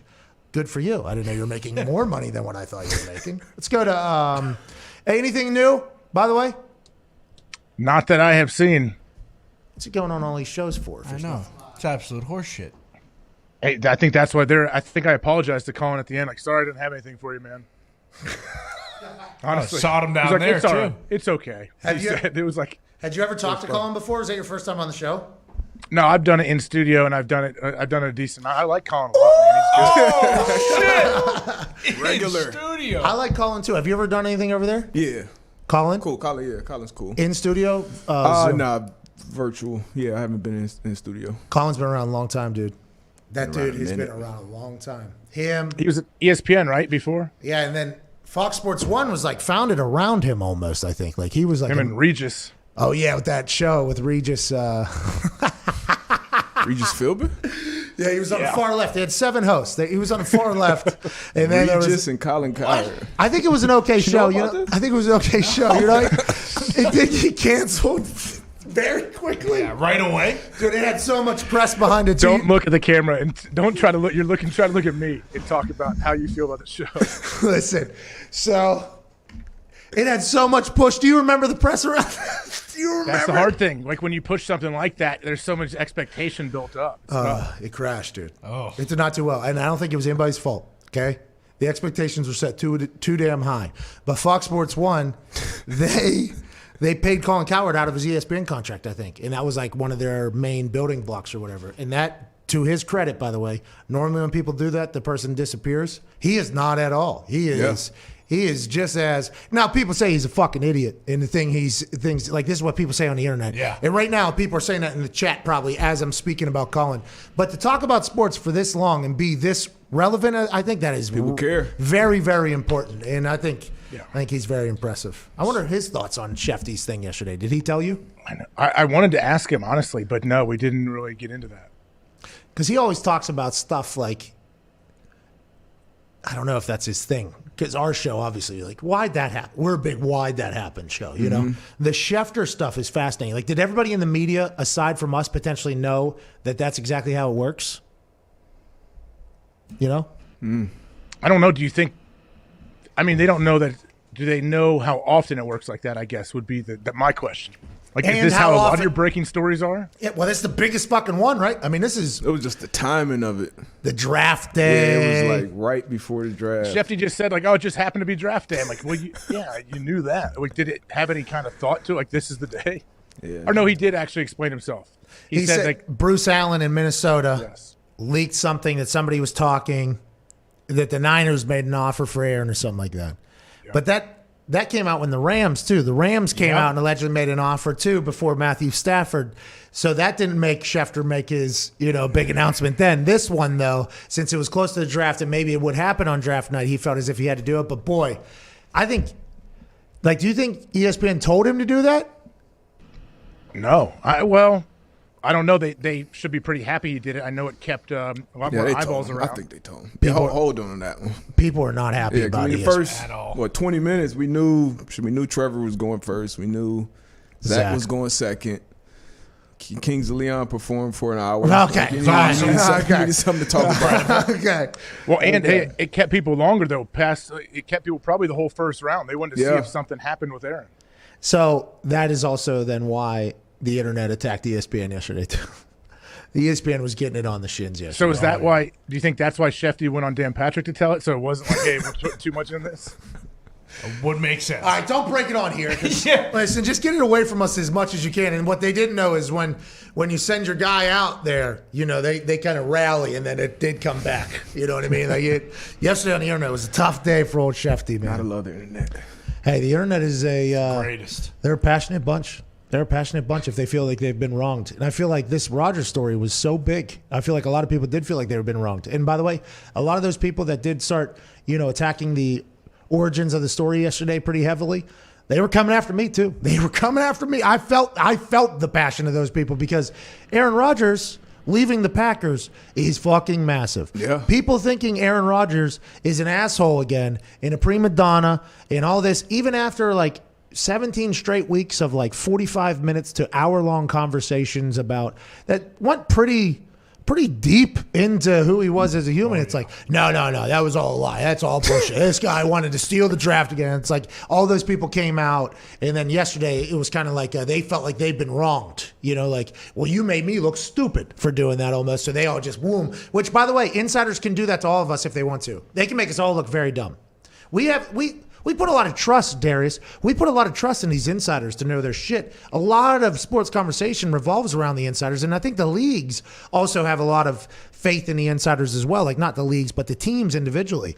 That is why. That's why it's so big. It's pawns. Yeah, because you get a chance to kind of put out. Put out your little narratives. I'm not a big fan of the insiders. Everybody's got a job to do, but they like to stir shit up. The anonymous sources. I hate the anonymous. That's the word. Oh, I heard from a position coach in the AFC. Like, no, what position? Yeah. What position? Out of here. What team? Does the team stink? Because I would like to know what position of that team that stinks. Is the position group stink as well? Because we should at least know. Hey, I want to know it. I want to know that position coach's motivation to tell you this too. What's he getting out of it? Yeah, is he getting maybe better?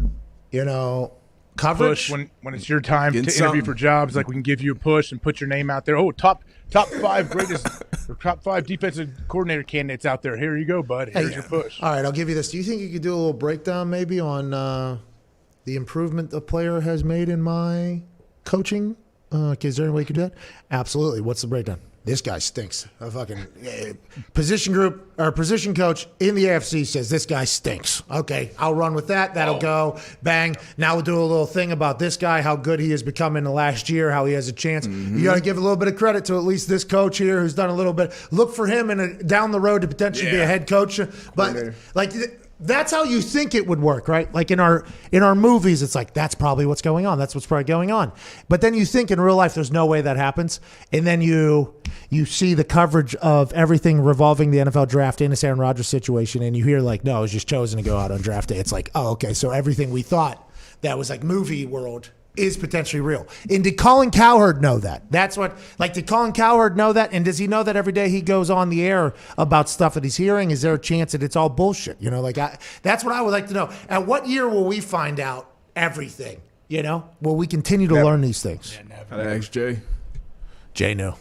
That's why he got out of that game. Jay said, I'm not doing this day-to-day bullshit anymore. All right, I'm not doing it. I'll show up Fox NFL Sunday. I'll call into your show if you guys want me and maybe smack Ty Schmidt around for doing his impression of me, but I'm not doing this day-to-day stuff. AJ, did you see the Gotcha hat last night? The Paul brothers from Ohio are taking over everything, and nobody even the haters can't even realize that they are taking over the world right now. Last night, Logan Paul and Floyd Mayweather had a stare down and a press conference. There was a little shit talk sesh that happened down at Miami Stadium where the fight will be in June. It's going to be hot. Okay, it is going to be hot down there. I don't know if I'm going, but it's going to be a bit hot down there. That fight, obviously, or that stare down press conference led to a moment where Jake Paul then stole Floyd Mayweather's hat, which led to all hell breaking loose. Jake Paul getting punched in the face. Floyd Mayweather saying he's going to kill the motherfucker.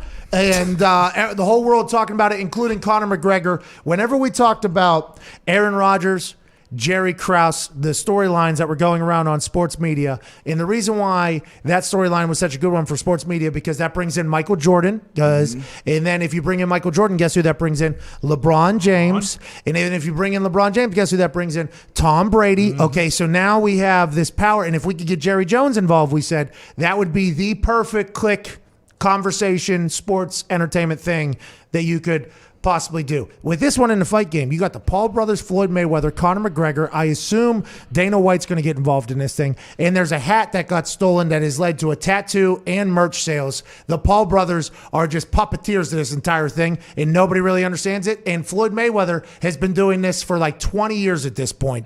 All business involved here. I am mightily impressed, AJ. Well, I guess it's pretty impressive if you're willing to do things like this. If you're willing to go out there and steal Floyd Mayweather's hat because your brother is going to be fighting him and you're trying to promote the fight, and possibly, Jake's probably like, hey, after Logan gets beat, I want Floyd next. Jake's probably setting that up. But did he get punched in the face? I saw the video. Yeah. And there were so many cameras, but I didn't get a good angle. Yeah, there was a lot of cameras. Did not get a clear shot of much, which is fascinating. Very fascinating. And I hope everybody here was COVID tested, obviously. I hope everybody survives and makes it to June, obviously. But people, please do not get your ass whooped thinking that shit is real. Yeah, that looks so I've been around Floyd Mayweather's security, and it will be the best O-line in the league. If they wanted to be. That shit would not go down in real life. This is genius marketing. They're setting to fight. All of them. The Paul brothers, they know how the internet works. They've been in this game for a minute. Floyd's in it. He's going to get his bag. I just hope he don't get his ass knocked out. Who, Floyd? Floyd. I mean, it only takes by one Logan? Shot. It only takes one shot. Okay, so you do Logan's a lot bigger, but Logan is a lot bigger. And by the way, I assume Logan has been training just as much as Jake has. I don't think anybody appreciates the fact that Jake has been training for like 3 straight years, I guess, every day to do his boxing thing. I'm not saying he's anywhere near what like professional champion boxers are, but it feels like Jake like loves the sport and loves everything that comes with it, which I think is what a lot of people love the sport for, by the way. So that whole narrative that he doesn't love the sport for the sport, it's like, Does anybody? Does anybody? I mean, maybe there's people that are passionate about the craft, and I would assume Floyd Mayweather is somebody that is also very passionate about the craft and all these other boxers as well. But I think what comes alongside boxing is also pretty intriguing for a lot of people, including the Paul brothers. But the business side of this whole thing, so smart. I think yesterday they were pitching. He wanted to do both Paul brothers in the same night. Floyd is what Floyd was pitching, and Jake probably trying to get in there as well. The fact that you said, though, that you think Floyd doesn't get hit. No, I'm not saying he might. I'm just saying, it's boxing. It's a possibility. Only take one shot. What about Sweet Feet Johnson? You see, he's getting it. I don't know who he's fighting yet. I think, is it on this card? Is he fighting him on this? I think he's on the undercard on the same night. I think so, too.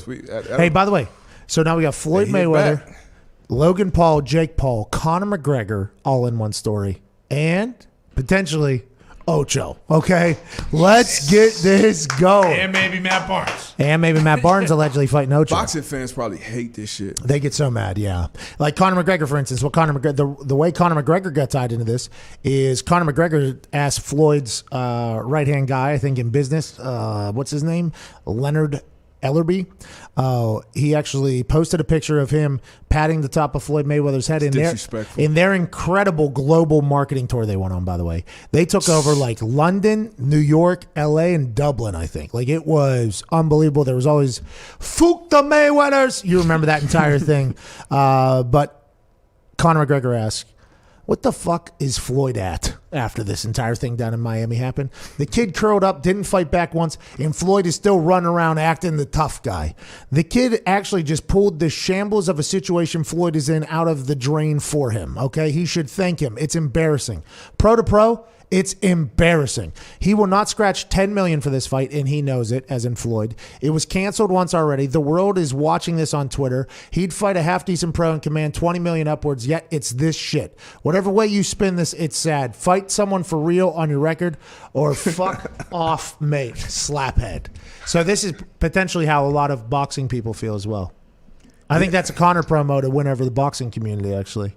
Ooh. Or to set up a rematch with him and Floyd. He should be. Which would be genius. He should be. I don't know why he's not. And he's only helping Floyd by posting this. He's only bringing more eyes to it. Oh, yeah. You're 100% right. So maybe Floyd asked Conor, like, hey, you remember what we did? Is there any way you could potentially do this? And Logan was like, Jake, is there any way you could potentially do this? Let's go. And by the way, we'll run this back. We'll figure this out again. And we'll just make a couple $100 million here over the next couple years numerous times if we want. Unbelievable. Good business. Yeah. Hey, very smart. The Root. I'm not 100% sure who they are, but they said this ain't what Jesus died for. And I'll tell you what, which time? You know? That's right. First time, maybe. Second time, not so much. No way. That ain't what Jesus died for. Not for a gotcha hat. Which, by the way, I think you can buy the dad hat gotcha hats now available from Jake Paul's merch. And he also has a tattoo on there. So, were there any punches thrown in that melee? Allegedly, Jake got punched in the eye and his teeth and his shirt. So allegedly something did happen. But what Floyd was saying was, I'm going to kill that motherfucker. Nobody did die, which is good news. The fight is still on. We have to get to a break. Michael, can we get some sound? Thank you. Michael Chandler will join us on the other side. Speaking of fighting, we'll ask him his thoughts on this. Is this after the altercation? Yeah. I don't think so. I don't think so, no. Jake's banned from the fight, too. He can't come. He's going to break in.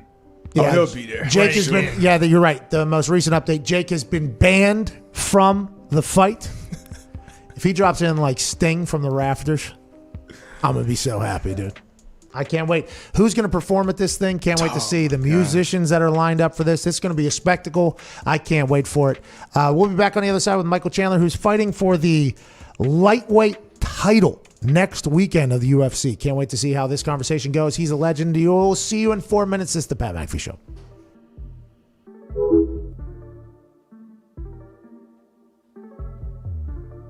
Travis called heads.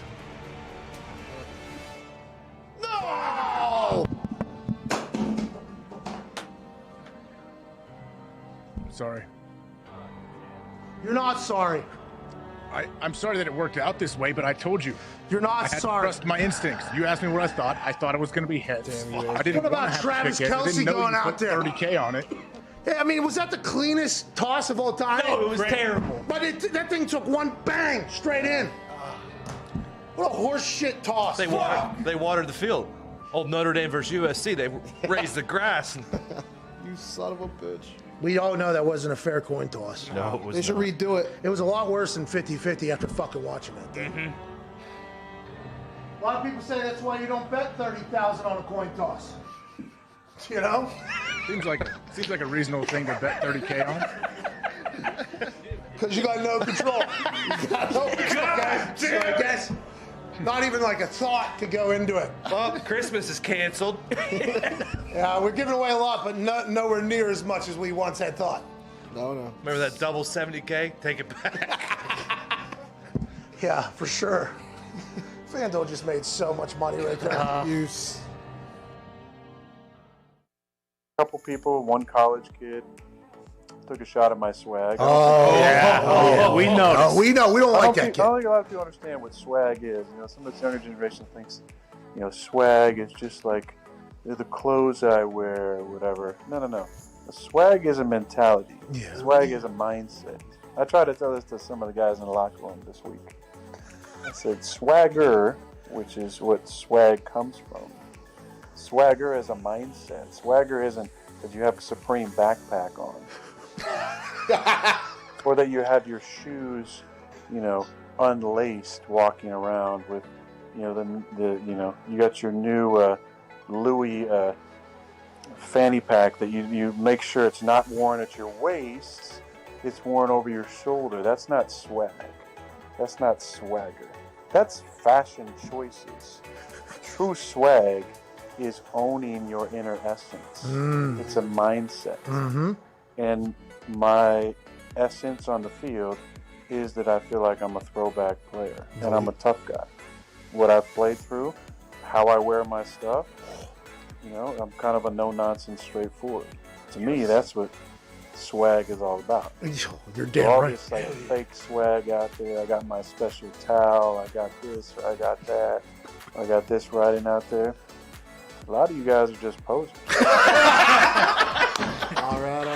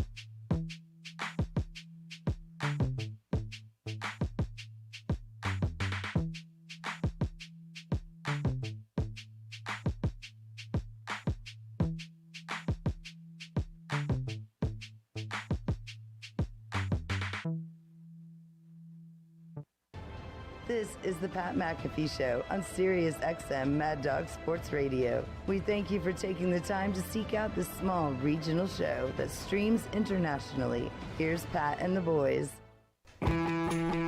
Welcome back to that show. Yeah, I clicked the wrong one. This is the tornado beat by Who Are You? Shout out. This one goes incredibly hard ski. Listen to this. Do you hear that, AJ? Ooh. I don't know how we're able to play this beat. I assume he got paid too little for this particular beat. This probably could have made a bunch of money for him, but he's getting his name out there. This is Who Are You? That's what I'm wondering. I think that is his name, though. Who Are You? His name is Who Are You? Okay. CBDMD is a trusted leader in the CBD industry that is committed to helping you stay at the top of your game every day. So whether you're excited about the upcoming NHL and NBA playoffs, which you should be, playing games. Man. Hey, playing games are about to happen in the NBA. In the NHL, Sidney Crosby's about to win another Stanley Cup. Let's go. Darius, the Stanley Cup playoffs are about to happen, pal. How you feeling about it? I'm feeling good. Yeah, you love big hockey guy. Yeah, you love hockey. Yes, sir. Sidney. This guy's got dangles on the ice, pal. Sticky mitts out there. Ain't that right, Darius? That's what they call me. They call you Sticky Mitts? Sticky Mitts Butler. On the Colts, too, you were like third, fourth best hands on the team. Top 3 for sure. Yeah, third, probably fourth. Top 3 for He actually sure. said he had better hands than T.Y. Right before the show. Did you really? Yeah, Zito can attest to that. He did. You put your hands above T.Y.'s hands? Yeah. Oh, wow. Yeah, he did. It's Reggie, me, T.Y. Get out. Where were you? You were probably Get out of here. You right below T.Y.? The amount of pause there is outrageous. I will get a jugs machine next week, probably. I don't know if probably won't be able to get it by next week either with the way logistics is now. But we'll get a jugs machine in. I'm not worried about that. We'll look for it right after the show. Yeah, we'll look for it right now. So whether you're excited about the upcoming NHL and NBA playoffs, you're overreacting to a month's worth of baseball, shout out to the greatest hockey or baseball player of all time, Ohtani. Yep. Ohtani. Nice Ohtani. And you can always turn to your good friends at CBDMD to help you get the rest, relaxation, and recovery you need to be the best, better, and fan possible. And to make it even easier to try everything CBDMD has to offer, they're giving you 25% off your next order when you use promo code McAfee at checkout. Once again, that's CBDMD.com, promo code MCAFEE. For 25% off your purchase of superior CBD products from CBDMD. First time I came down here, I forgot my CBD PM. That'll never happen again.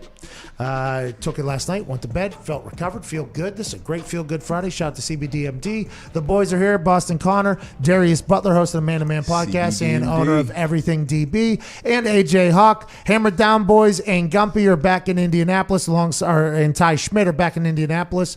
Boys back there, anything we have missed thus far? What has been some? They're not back there? No, they're not back there. Never mind. Ladies and gentlemen, join us now is a man who's going to be the lightweight champion of the UFC next weekend. Ladies and gentlemen, Michael Chandler. Yeah! How are you, buddy? Oh, I'm muted. It's probably our fault. You're muted. It's probably our fault. You're muted. I think you're muted. We'll call you back. This guy's going to be a champion in fighting. Let's not piss him off, okay? No. Let's please not mute this guy. Is that our fault? Oh, Zito's checking it right now. AJ, it's normally your fault whenever we have problems, but in this one, let's hope that this was our fault, and let's not piss off Michael Chandler. You're a big UFC fan. This is a big deal. Vacant title. Somebody's going to get... Ladies and gentlemen, joining us now, the lightweight champion at around Saturday next week, midnight-ish. Ladies and gentlemen, Michael Chandler. What's up, Pat? Yes. There we go. You sound good. You look. There we go. Hey, you sound good. You look good. We're a week out from the fight, right? What is the mindset? How do we feel about this whole thing? Man, everything is great. The hay is in the barn, so to speak. Now all we got to do is make weight next Friday night, and then strap on the gloves and go out there and win a title for the US of A. I think the last time we chatted with you, you said you live the lifestyle, the fighter lifestyle. You're all in, the food you eat, the way you train. It doesn't matter if it's a fight camp or not. You're kind of, you don't get ready, you stay ready type thing. Did fight camp change for you? And how hard will it be to get down to make weight? Is that something that with your fighter lifestyle is helped or affected by, or does that always suck for everybody?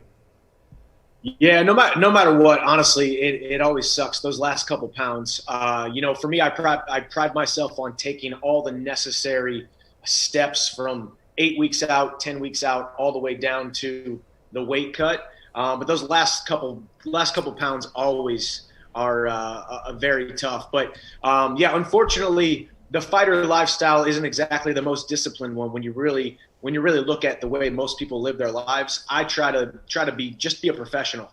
It doesn't matter if you're in the NFL, NBA, mixed martial arts. Just be a professional. Do every single thing that you possibly can correctly, and then things will pay off not only on the field, on the court, in the octagon, but also in things like the weight cut, in things like your business dealings, in things like your contracts. So that's what I've done since day one. And it's worked out pretty well for me. And now let's go get the strap. Let's go! Yeah! Where does that discipline come from? Is that from your wrestling background? I would assume that had a giant impact on you. And also, what are you walking around at normally at this time before a fight? Yeah, I think my wrestling background had a giant impact, as you said. But really, I was fortunate and blessed enough to be raised by a mother and a father who pulled themselves up by their bootstraps every single day. They preached personal accountability and doing things right. So truly it was ingrained in me from a young age. And then wrestling just took it to the next level. You have to have to do things right if you want to be successful in the sport of wrestling.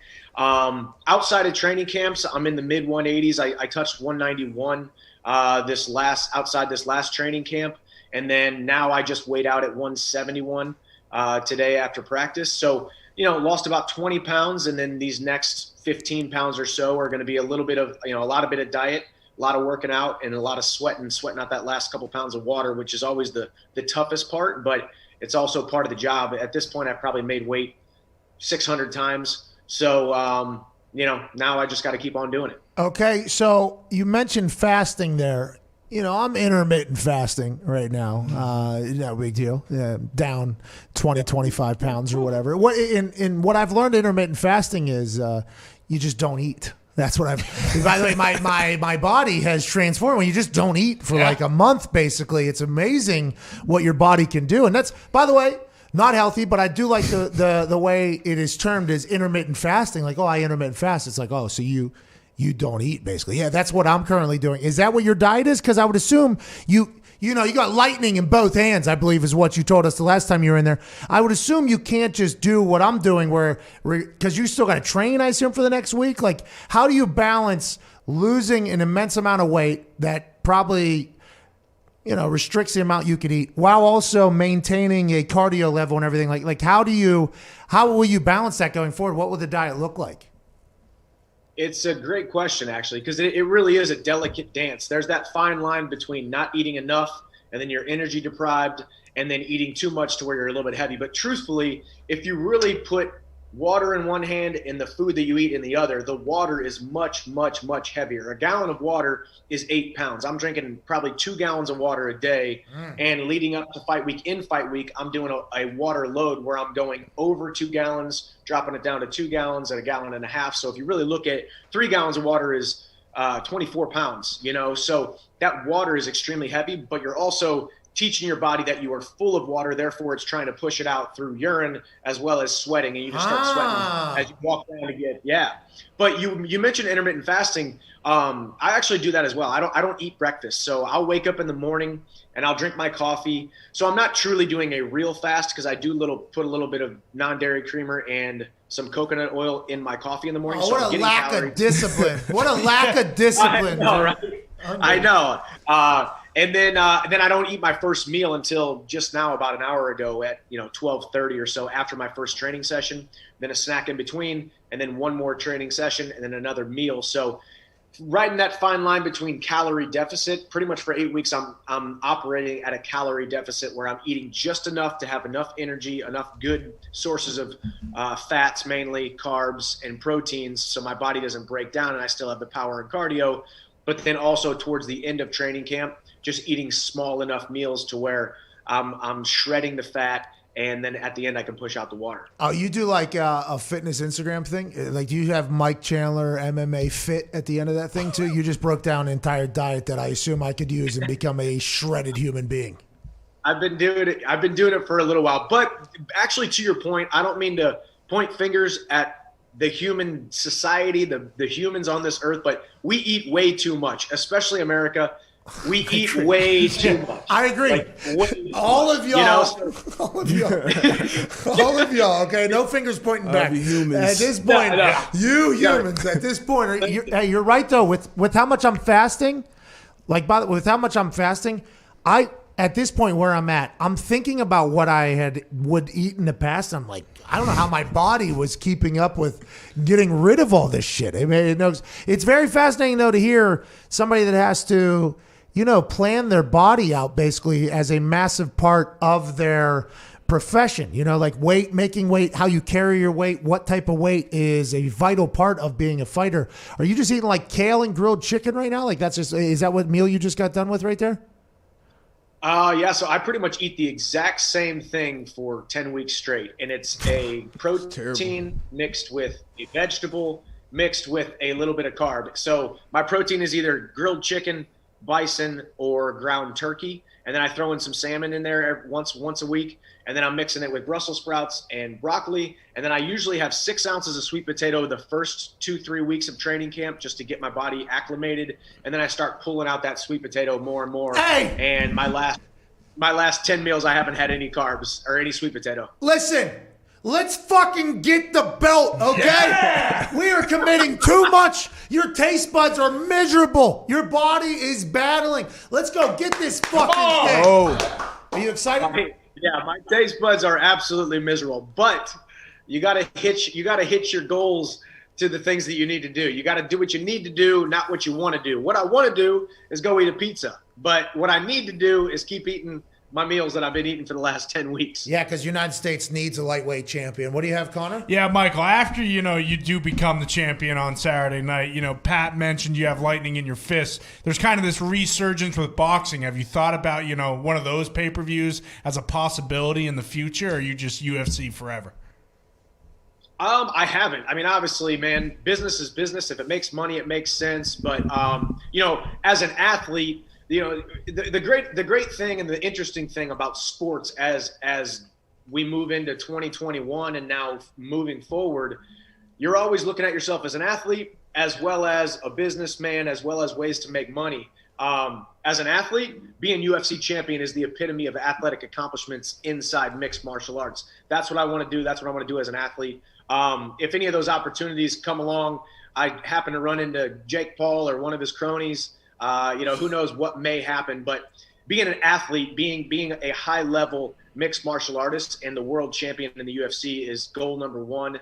Let us attain that first, and then we can entertain other things after that. But there's a lot of those opportunities that will come about after the sport, after I'm done and retired from the sport of mixed martial arts. So we'll see, but we'll see what happens. Maybe me and Pat will get in there. Get ready. Get ready. I'm in the Oculus. I'm just thinking about this whole thing. I was thinking, what's the game plan going in next week? I mean, obviously you can't give everything away because I assume old Charles Oliveira.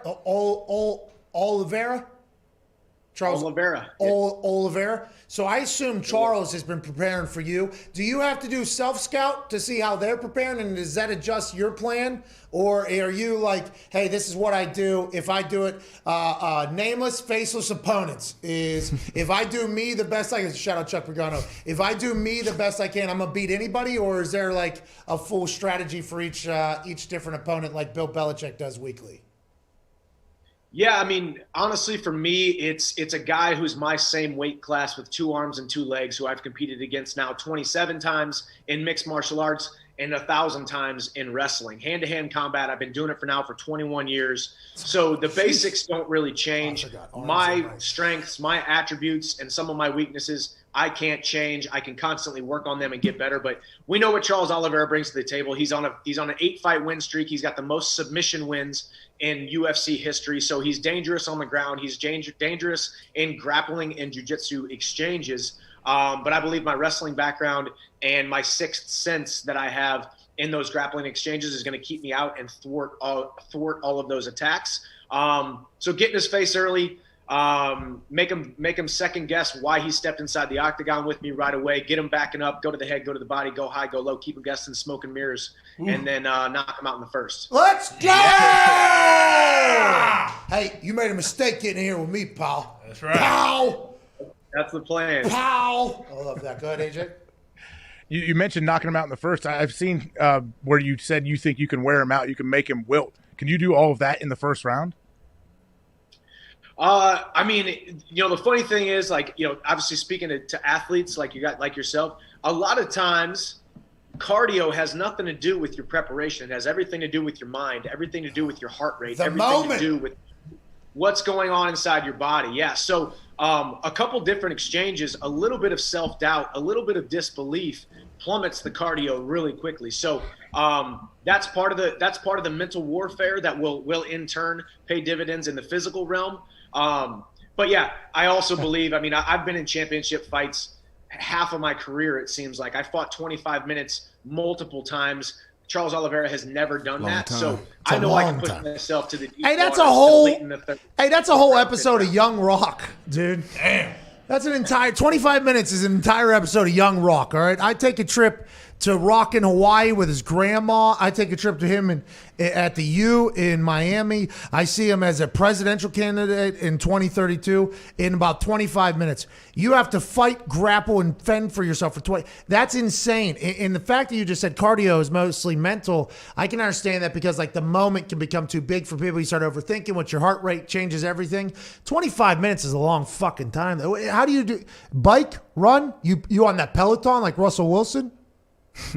The mask? Honestly, I mean, I do a little bit of actual cardio training, jogging here and there. But for the most part, honestly, every single thing that we do is cardio based. You know, our drills are extremely hard, and you're pushing your cardio. Our sparring is obviously extremely hard. You're pushing your cardio. Wrestling, grappling, strength and conditioning. Our strength and conditioning is designed to be able to push hard for 45 minutes to an hour. Not heavy lifting, not taking a ton of time between sets. We want to be constantly working. So essentially every single thing that I do as I train for a fight, I'm pushing my cardio every day. So it's not like I need to go do 10-mile runs or a ton of bikes. However, you know, going back to the weight cutting, obviously shredding the fat, that little bit of extra fat towards the end of training camp. I run about 25 to 30 minutes every other day right after practice just to keep the sweat going, just to keep the cardio base high, and then shred a little bit of fat to help cut the weight. Is that a chandelier behind you, by the way? You're doing well. You live good. Hey, good. Wait till you get to champ. Yeah, that was imported. That was imported from Italy. Whoa! Yeah. I'm a big chandelier guy. You know your buddy's a big hockey guy. Yeah. I'm a big chandelier guy. Big hockey guy over here. Is that your merch? Is this somebody else's merch right there? Oh, this is my merch. See you at the top. Hey, motherfucker, see you at the top next week. Hey, for the brand. I did it for the brand, you know? Hey, build that brand over there. You're about to be champion of the goddamn UFC, pal. Ladies and gentlemen, your next lightweight champion as of next weekend. Good luck with the weight cut. We appreciate you. You're awesome. Go buy some of his merch. See you at the top. Can't wait to see it, ladies and gentlemen. Michael Chandler. Yeah, Michael! Thank you, dude. Woo! He's going to be champ. Yeah, he's been fighting for so long. Yeah, 1,000 hand-to-hand combats, he said, wrestling, and then 27 fights or whatever. He's just, as he describes, like, he's arms and legs out there. 25 minutes is no joke. That's a minute. That's a long time fight. Yeah. 25? I like watching the amateur boxing, you know, whether it was the Golden Gloves back in the day. What was Butler being a part of? Some boxing. Just the amateur boxing, rough and rowdy now. People get so tired. Like 30 seconds in of just throw, and then you're like, and I think it is the moment. I think it is like, okay, there's a crowd here. People are potentially going to see me. So your heart starts racing, which when you're training cardio, by the way, you're trying to get your heart rate up because whenever your heart rate's up, that's when everything's happening the best. So it's like, or the most. So as soon as their heart gets up there, they think they're going to lose. They've thrown 10 punches. They're gassed. That's when magic starts to happen. In UFC, I think that happens as well. I think that's something that happens in mixed martial arts to even the best of them. You know how scary it would be? Like, so I would assume you guys have been to the point of exhaustion, like in a practice or a game where there's a point you get to where you're so tired you can't move, and your brain tells you like, I don't care, whatever happens, happens, man. Yes. Like you just shut down. Like, this is it. Okay, cool, touchdown, go run, buddy. I can't even think. I'm so tired. Like, you have to talk yourself out of that when your brain does it. But imagine being in a fight and being like 45 seconds in, and that you have that level of exhaustion. You're like, okay, I've been training 4 months training camp, haven't eaten a carb, haven't eaten sugar, and I got to find a way to go 5 rounds and try to knock this dude out. Just fucking knock me out, dude. To your point there, I've never felt that obviously in a football game. I'm sure you both have on the defensive side whenever you guys are potentially getting run off of a field or whatever, which does happen, I guess, every once in a while. Maybe it didn't happen to either of you. I'm not 100% sure. I don't want to say that. But whenever we had strength and conditioning in the summer with Mike Barwis at West Virginia, the summer runs were some of the worst things I've ever encountered in my life. If I were to list them off right now, I don't think I could do them all in a week. We were doing them at West Virginia, and that was a massive part of us, by the way. Our team was faster, stronger than everybody else, and it's all because we died nearly. There have been moments where I was like, yeah, fucking kill me. Like, I'm okay. You're scared, too. I'm okay dying. Hey. Like, I'm okay. Just fucking kill me, dude. those runs too, aren't you? going like in. every player is like terrified the night before. Like, all right, what do we run? Okay, man, I heard it's 26. No, I heard it's 22. Oh, I don't know. And then everyone's talking in the locker room, and then you go out there and you just die for an hour and a half. And if you're in the morning group, you literally are going in there complete blind. I had to be in the morning group. Because it's too hot in the afternoon? If you're in the second one, then you're hearing about it. Oh, man, we ran 20, we ran 40. And then you think about that shit for another 3 hours. So I just go in there first, get it out the way. I hated the guys. How many more we got left? Can't do that, by the way. We could not. That could not happen. Oh, my God. Barwis was a fucking maniac. It was unbelievable. If you ask how many I've left, they'd triple it. Yeah, exactly. And then, but you're right. That moment of just like, you're looking, the clear things are on the side of the thing, and I'm just like, don't even do that if this happens. Let it happen. Just let me, you know what I mean? Like, don't even do it. I would assume in the ring, in the cage, whenever that starts to happen, you get to a point where you're like, come on, man, just fucking do it. Just, I'm throwing things. But that's probably not how Michael Chandler lives his life. That's why he's going to be champion. We watched a fight last night. Usman's brother got beat by a Army general. Sales beat Usman's younger brother, I believe, in the Professional Fighting League, which was also on ESPN last night. We watched some fights. That was a good fight, by the way. They were landing. Oh, yeah. They were these not so. There was a lot of landed hits last night in these fights. You know what I mean? Like throwing bombs. I think there's as many. I think there isn't as many good dodging situations potentially at these lower levels yet. All offense. Yeah, there was a lot of throwing there. It got the girl. You see, Kayla? Forgetting her last name. She won again. She is good, man. So you move up the ranks, like Dana sees that, and he's like, "All right, come on up." And does she take the title with her? That would be hilarious. Classic. Chandler fought Bellator for the longest time until he just joined the UFC, basically. Yeah, last time he talked to us, he said he always wanted to get to UFC because UFC is the pinnacle. Even when he was at Bellator, he said, I ran Bellator, basically, and now I want to get up there. I'm happy he comes on the show, man. He seems pretty awesome, like a pretty awesome guy. Really, he seemed really – I wanted to ask him next time we have him, I will, like how – does he worry about brain damage or anything? Because he's so professional. He speaks so clearly. He seems to be so squared away. I'm like, have you just not – I know he's taken some damage, but the dude he's impressive. Well, he likes chandeliers, too. He wants to live that good life after he wins. Big chandelier guy. I love that he's a big chandelier guy. Hey, everybody's got their things. I love it. Whatever drives you to go do whatever you got to do, he's definitely going to box, too, at some point. Let's go to Tim in Ohio. What's going on, Tim?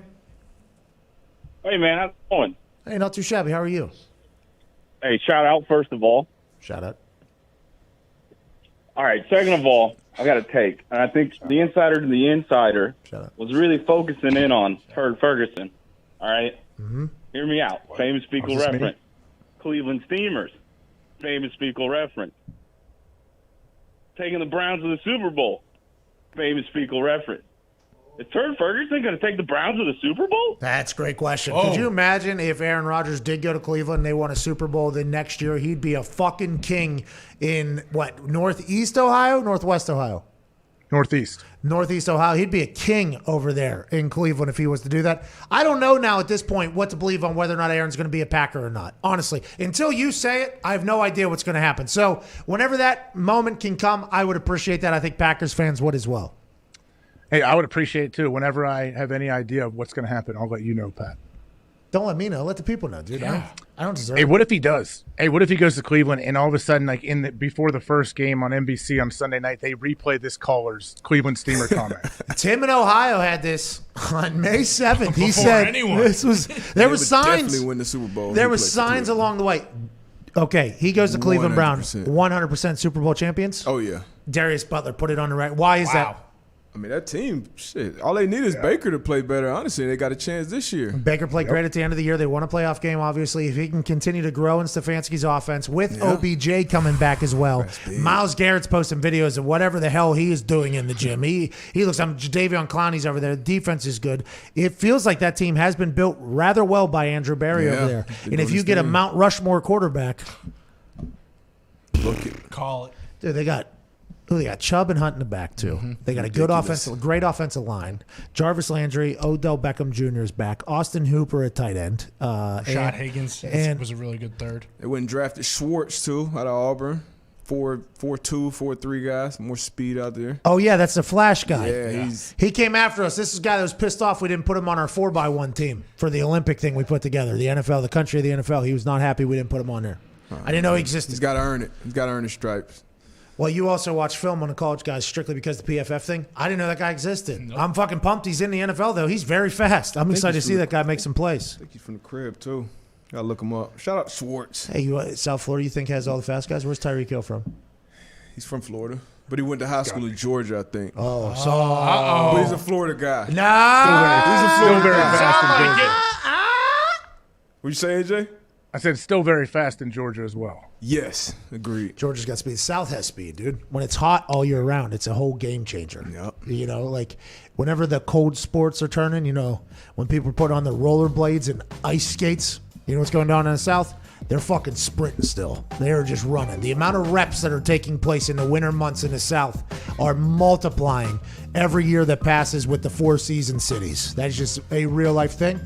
But what Darius Butler can't do, he fucking walked in here in a hoodie. It's 90 degrees outside. 90 degrees outside, dude. That's what we do, bro. No. There is a certain grit, Foxy has said this, there is a certain grit that comes to opening your front door and eating hypothermia. You know what I mean? There's something that you get from that. It's not speed, but it is much different. That shit is miserable. I hate it. Then I hate when people say, oh, this is football weather. That is not football weather. In Florida, they're like, we're playing football 12 months a fucking year. It's very warm. How about 91. that? It is very warm down here. Hour 3 is on the other side. More phone calls, more insider information from the insider to the insiders. AJ Hawk, this is the Pat McAfee Show, Friday, May 7th.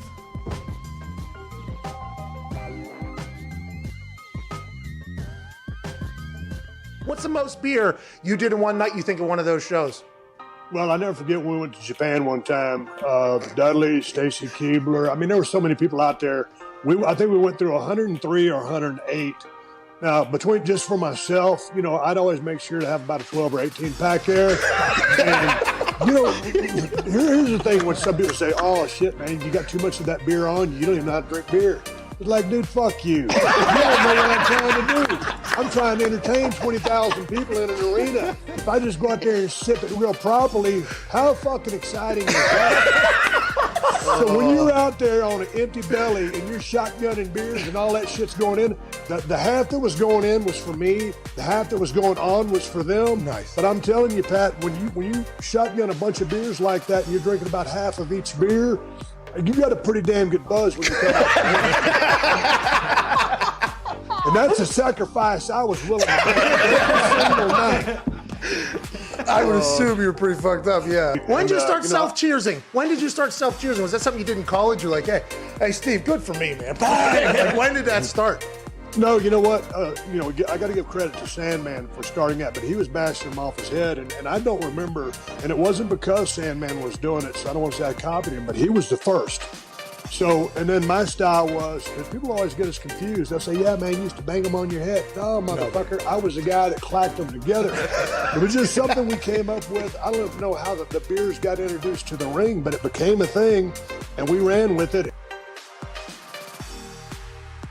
We have a kid named Evan Fox in this office. This kid was once a videographer for weddings. He shoots no less than 200 basketballs a day. Now he's become full-time producer of Pat McAfee Show. The kid, I think, could potentially play in the NBA. He's been on the sideline of the national championship. Kid's been at the Super Bowl. Is one of the most talented dudes when it comes to interneting. And if Foxy drains an NBA 3 on his first shot, we will add $1,000 into the game. For $1,000 to win $1,000, you make this $1,000 for $2,000 cash for the listeners. I'd be lying if I said I wasn't nervous. My hands are sweating right now. I had no clue this was happening. I have no warm-ups. This is the biggest shot I've ever had. So I'm a little sore. I've never had a shot worth $1,000. I've never had a shot with this many eyes on me.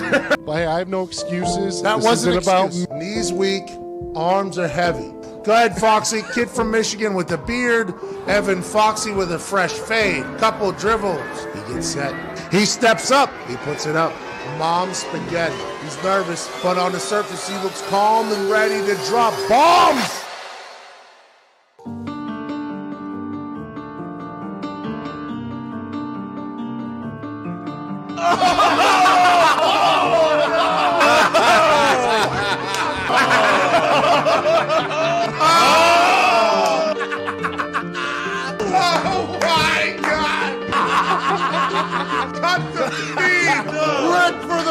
people. His worst shot today. Disgusting, despicable, air ball for nothing. Short left brick.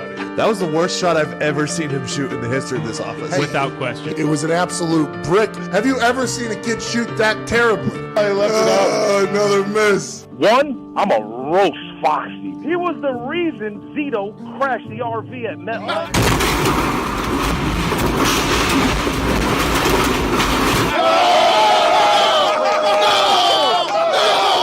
Foxy, you might look good, but you're a jinx, cuz you're like He's dead. He's dead. Rest in peace, Foxy. Evan Fox is currently 0 for 3. Currently shooting 0% in these types of shots. You have missed disgustingly. We're sorry, listeners. We're sorry, followers. We're sorry, subscribers. Evan Fox is just trying to ruin it at all stops. You are 0 for 4 in these types of shots. There's zero chance this ball goes in. He's gone 0 for 5. That was $1,000 shot that didn't even hit rim. I stink. In front of the millions and millions of people. He held it up too. That's tough. That's embarrassing. The kid who never misses when the camera isn't on. Evan Fox, who's very handsome and very talented, will attempt to shoot for $2,000 cash for the listeners. We will give away 2 great... Oh, he passes it to himself off the brick. He steps up for the win.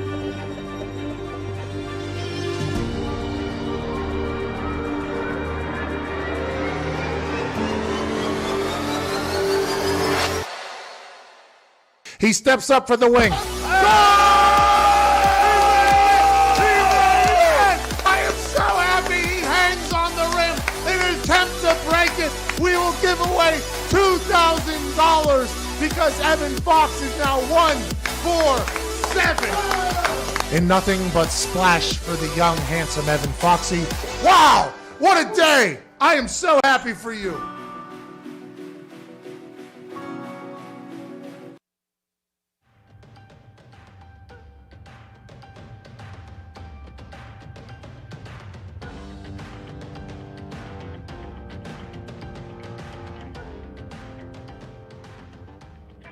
The Pat McAfee Show. There'll be no rules for our guests, for us, for the things we can talk about. Yes, Speaking his mind. I've never had a problem expressing my opinions or my thoughts or anything like that. While being relatable. I haven't had that manufactured fake-ass celebrity that a lot of people have whenever they go on those big networks. I've had a chance to really build my crew, build my following, build my audience. And ridiculous. What am I supposed to do? So I'm supposed to look at something that I can definitely afford and say, nah. Is that what I'm supposed to do?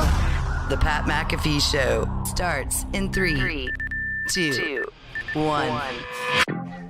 Welcome back to that show. Hour 3 on this Feel Good Friday. Shout out to CBDMD live from the FanDuel Beach House. We'll begin immediately following this beat drop from Twan. There it was. Here we go. Hey, this can be our best hour yet all week. Yeah. Let me tell you what.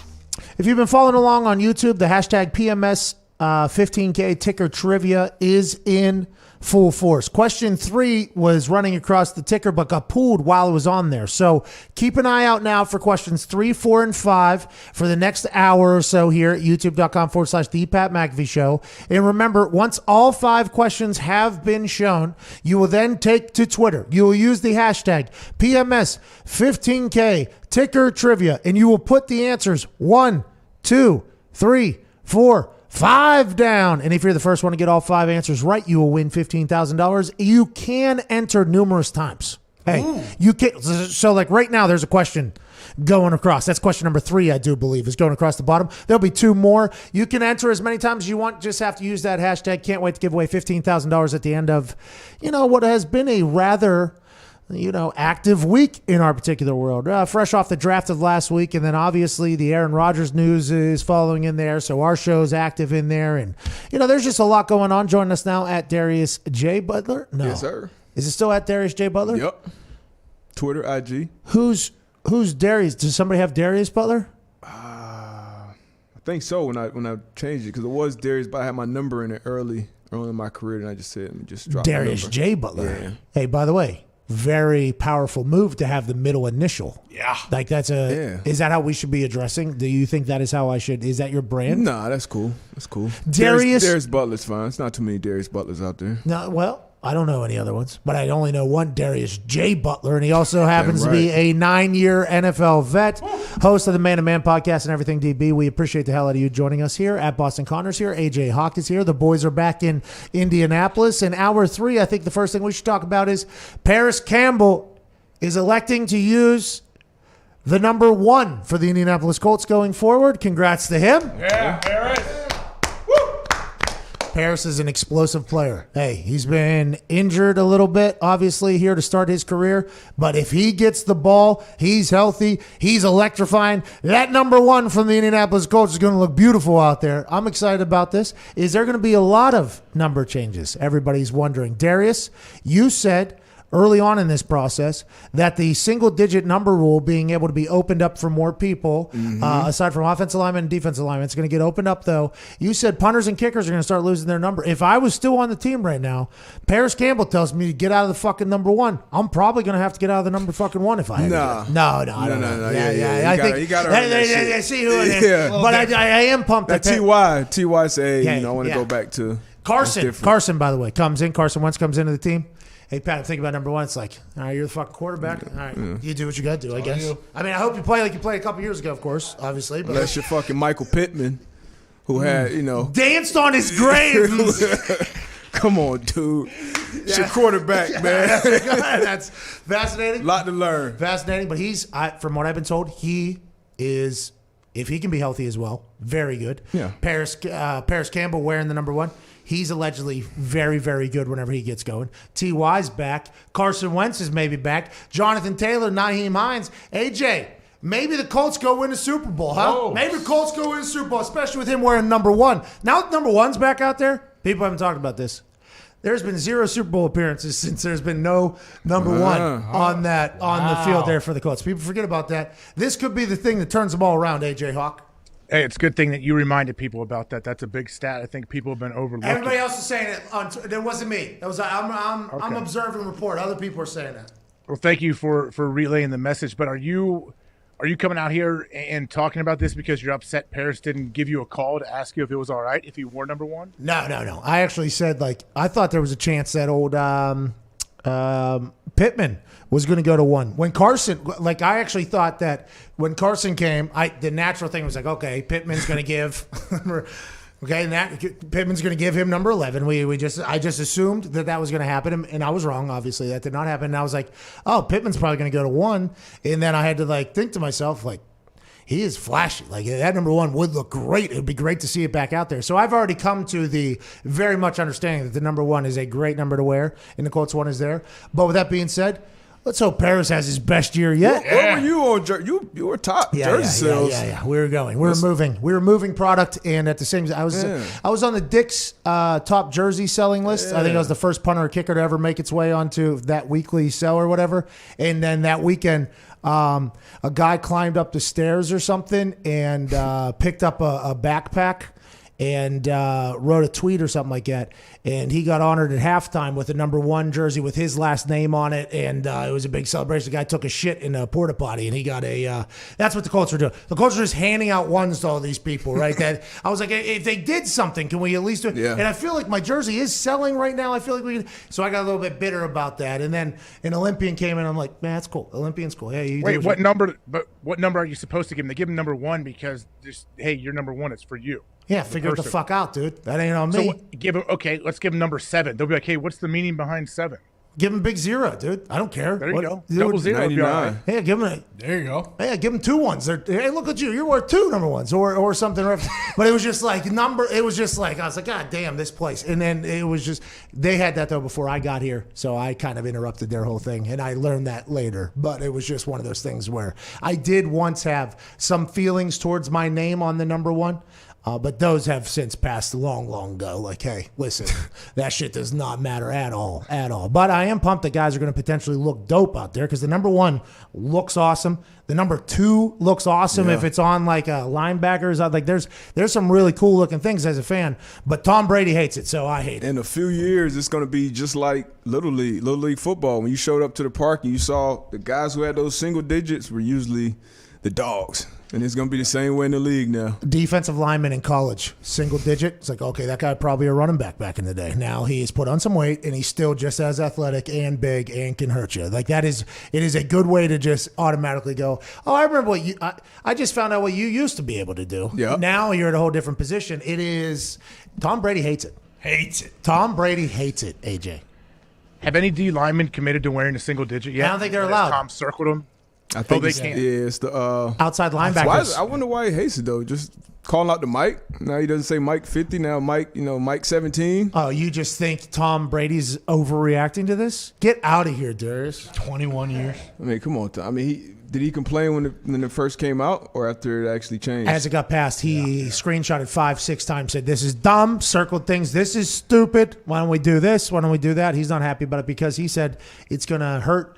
He said it's going to create some bad football because you're not going to be able to break down defenses as well, which Darius, it makes identify sense. Him. Yeah, hard to identify at the line of scrimmage, I guess, what position this guy is. Who's who. So defense has to do that, right? When Taysom Hill jogs on the field, you have no idea what position he's playing. Yeah. So that is like kind of an advantage that awesome offenses have, and defenses have always had to react to the offense.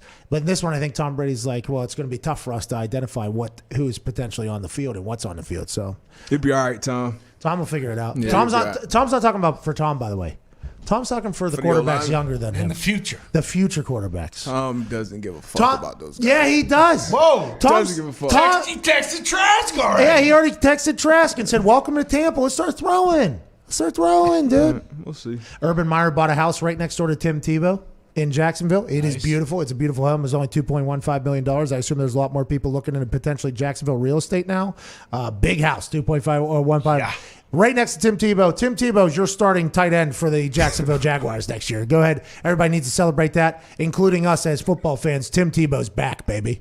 Woo! He's back. Hey, I just want whoever the neighbors are in the area, please keep your eyes peeled and get a little bit of footage. If we see Urban playing quarterback, he played minor league baseball, so he can sling it, and Timmy's just running routes in Urban's backyard. Oh. If they're playing catch, tampering? You think they're playing catch like father-son, or you think they're like, or Urban's working them out, you think? I think Urban's coaching them up.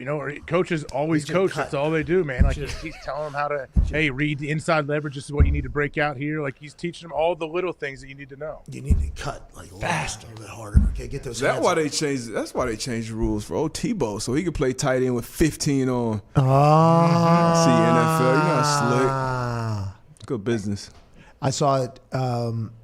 The networks got a chance to run some old Tebow highlights and have some old top 5 Tebow moments. It was nice for them, I assume, to drop back in the nostalgia pool. That used to be ESPN every day, all day. Tim Tebow time. Tebow time all the time. It was unbelievable. And he still has remained incredibly humble. Yep. Right? Yep. Incredibly nice. Same guy. He's cheersing and blessing everybody still to this day. And that's who he is. That's who he is. Got to respect it. All the time. All the time. Have you ever met him? I've never met him. Played against him? Played against him, yeah. How was that? Met him. Interesting. Go on. It was interesting. I mean, it's just different. He just wasn't a prototypical NFL quarterback. Why is that? You think just gets the fear of the run and the whole thing? Like, I mean, obviously that, but you cover a guy and what is typically good position for a DB to be in is not good position with Tebow throwing the ball. Because? You got no idea where it's going. And neither no clue. no clue. Put me in zone, coach. Put me in zone. Let me read this guy, and hopefully I don't end up one-on-one with him in the open field. But, hey, Tim Tebow, one of the great human though. Arguably greatest college football player of all time. I mean, that's an argument. Arguably, like he is in. There's people that argue for him. I'm not saying he is. Okay, I think Pat White was. Okay, personally, that's what I think, and he's not in the discussion. You won't get an argument here. Yeah, Darius had to play. Former Big East defender, you would not get an argument here. Darius had to play against him, but that is a contentious, obviously, conversation about who's the best of all time. It's tough to judge or whatever. Tebow's top 2 or 3. Tebow's in the conversation though, forever. That transition to the NFL, I remember the draft cycle conversation because it was the same year, roughly same year, I think.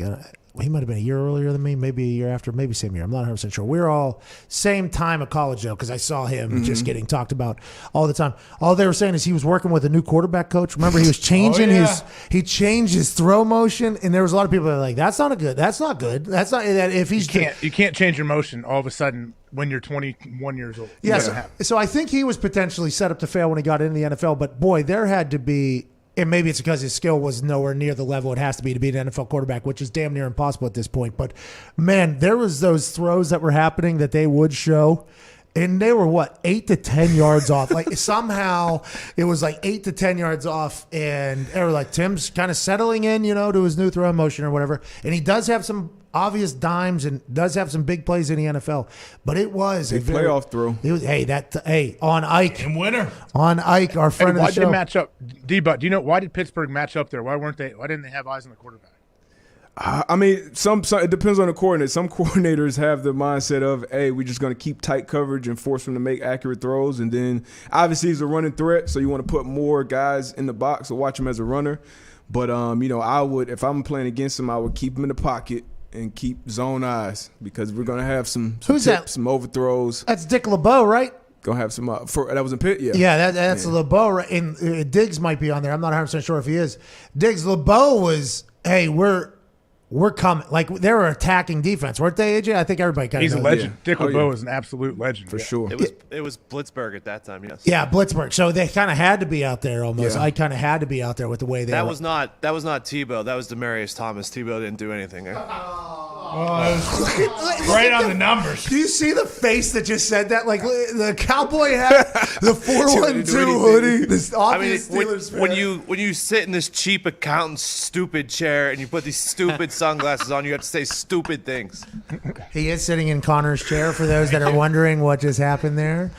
Shout to Ty Schmidt out there. Gumpy. Hey, Gumpy, Ticker's doing pretty well today, pal, huh? Boy, Gump. It's good ticker. A little bit of a mix-up on third question, but we got it back up. Where are we? So we're 3 questions into this thing?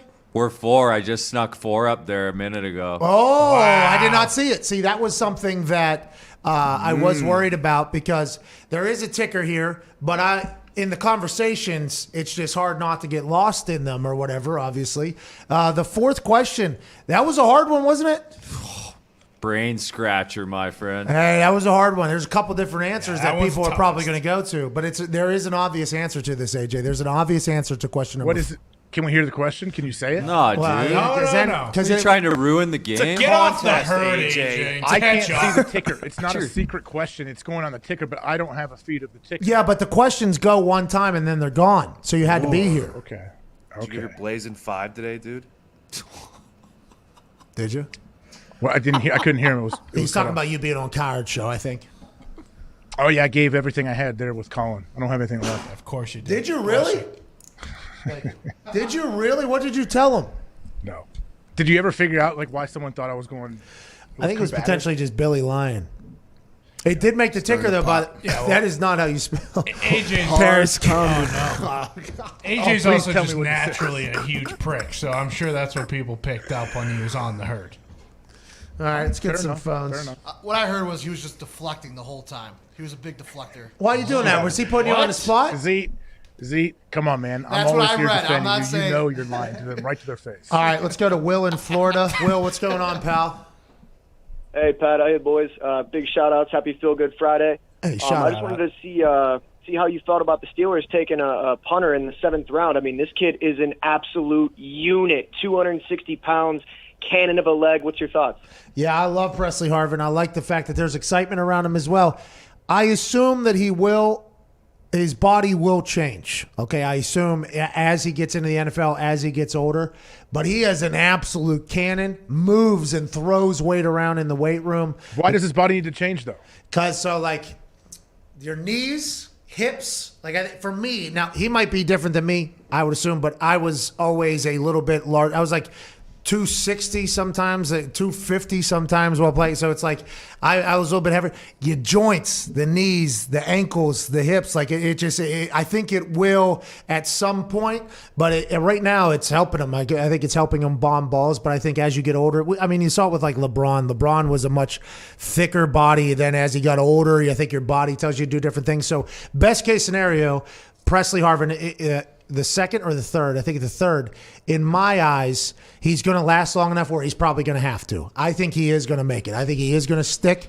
He has a massive leg. He's over there with Danny and Tomlin and everybody. They've been looking for a punter for a long time. They brought in Dustin Colquitt last year because Jordan Berry, who is an Aussie, has a absolute cannon, maybe the biggest leg I've ever seen live in warm-ups. I saw him hit a ball, and I said, holy fuck.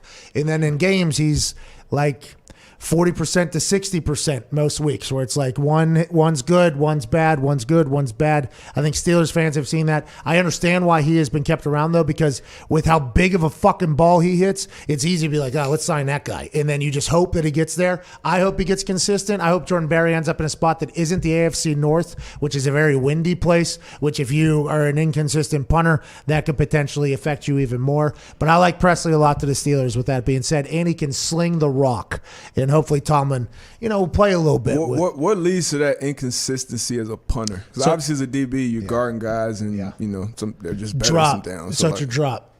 They drop, like actually dropping the football. Yeah, it's your drop. It's your hands. It's everything but the swing, basically. Mm-hmm. That's if he does it, and if he can bomb it in practice all the time, it also has to be some kind of confidence / pressure situation too. Yeah, but I don't know how he is in practice. I've never seen. You said you've seen him bomb the ball like a gigantic ball in warm-ups. So he can do it. Like he's capable of doing it. Yeah, he's get a little yippy. By the way, the difference, and it does seem like in some big moments there's a chance that he hits a bad ball, but the difference between good and great and anything is consistency, right? There's a lot of people that can hit massive balls, but can you do it like every single time? That's what the NFL is. The NFL, aside from Jordan Berry, right, who I think he got a lot more leeway than most people would because of his A-ball being so fucking big. You got to be consistent. And the fact that Jordan Berry was still there, I was almost very surprised with. I was hoping that he'd potentially be able to go somewhere else, maybe south, a little bit warmer, and see what he can do there because how big he is. But Presley Harvin hits a consistent ball, so I think he'll be able to stick through the entire thing. But mentally, man, it's all your reps. It's all that shit. It's about having like the second best hands on the team too. That's something. Can't have any drops. Can't have any drops. No drops. I had one drop. But I juked a guy, punted it. We got a penalty, had to move back 5 yards because everybody was down past the line of scrimmage because I had run around and punted it. And then the next punt, everybody was so tired because they covered the entire punt because I dropped it and I had to run around and punt it. Re-kicks. And re-kick is a swear word. Brahman ran right down the middle and tried to break my leg. Jeez. Yeah, that happened. It was a tough couple goes there, but made a play, had to get out of there. I think we won the game. That's all that matters. Almost busted my leg in half. But yeah, it's all consistency is the drop, I think, personally. But also mental. Now, it is a mental thing. You got to be able to go. But there's always people that can bomb balls. The internet is filled with them, The internet is filled with guys. And everybody's supposed to go to the NFL. There's only 32 jobs. Everybody's supposed to go to the NFL. Everybody's supposed to go to the NFL. And it's like, I love the A-ball. Like, I love that person's A-ball right there. But how often is that ball coming? Like, that's what... I could go hit one ball. And you got to place them, too. Yeah, you're that... The direction, the control, everything. Like, I could go hit one ball in practice right now, and people would be like, "Oh, McAfee's coming back." I could go hit like a 4.8 to a 5.0 ball, and everybody put it on the internet. Everybody's like, "Oh, he's coming back." And then I would get texts probably from people that have like, "Hey, you coming back?" Like, it looks like, "Hey, that ball was hanging." It was like, "Yeah, I can't fucking walk though right now. Like, I can't walk right now." And by the way, the next one was a 3.8 that you did not see. So it's like, that whole thing. It's a tough gig. And the turnover's quick because once you do get into a little bit of a yips, I believe is what Diggs said there, it is hard to get out because, man, once you start doubting yourself, I was too stupid to doubt myself, and I think people have seen that a lot. But. So true. That's a great thing. No, honestly, being naive to all of it is a huge benefit. You see that, I think, with golfers that don't overanalyze stuff, too. Like, if you just, hit a bad shot, okay, like, it's gone. See ya. Man, I'm going to bomb this next one. That's a DBs, by the way. That's you guys. Oh, I don't know how... That's all they ever say is like DBs can't take anything too personal. They can't get too high, get too low. They got to be able to have amnesia, short-term memory. And they say that about kickers and punters and golfers as well. But man, it would be hard. It'd be hard to get smoked, which is going to happen. People are going to get caught, especially with subs. And then the next play, you're supposed to line right back up and just be like, "Yeah, that didn't happen. Oh my God, they scored on me again." Like that's a very fascinating mental game happening out there for you guys as well, right? You got to have, especially, and then on the pro level.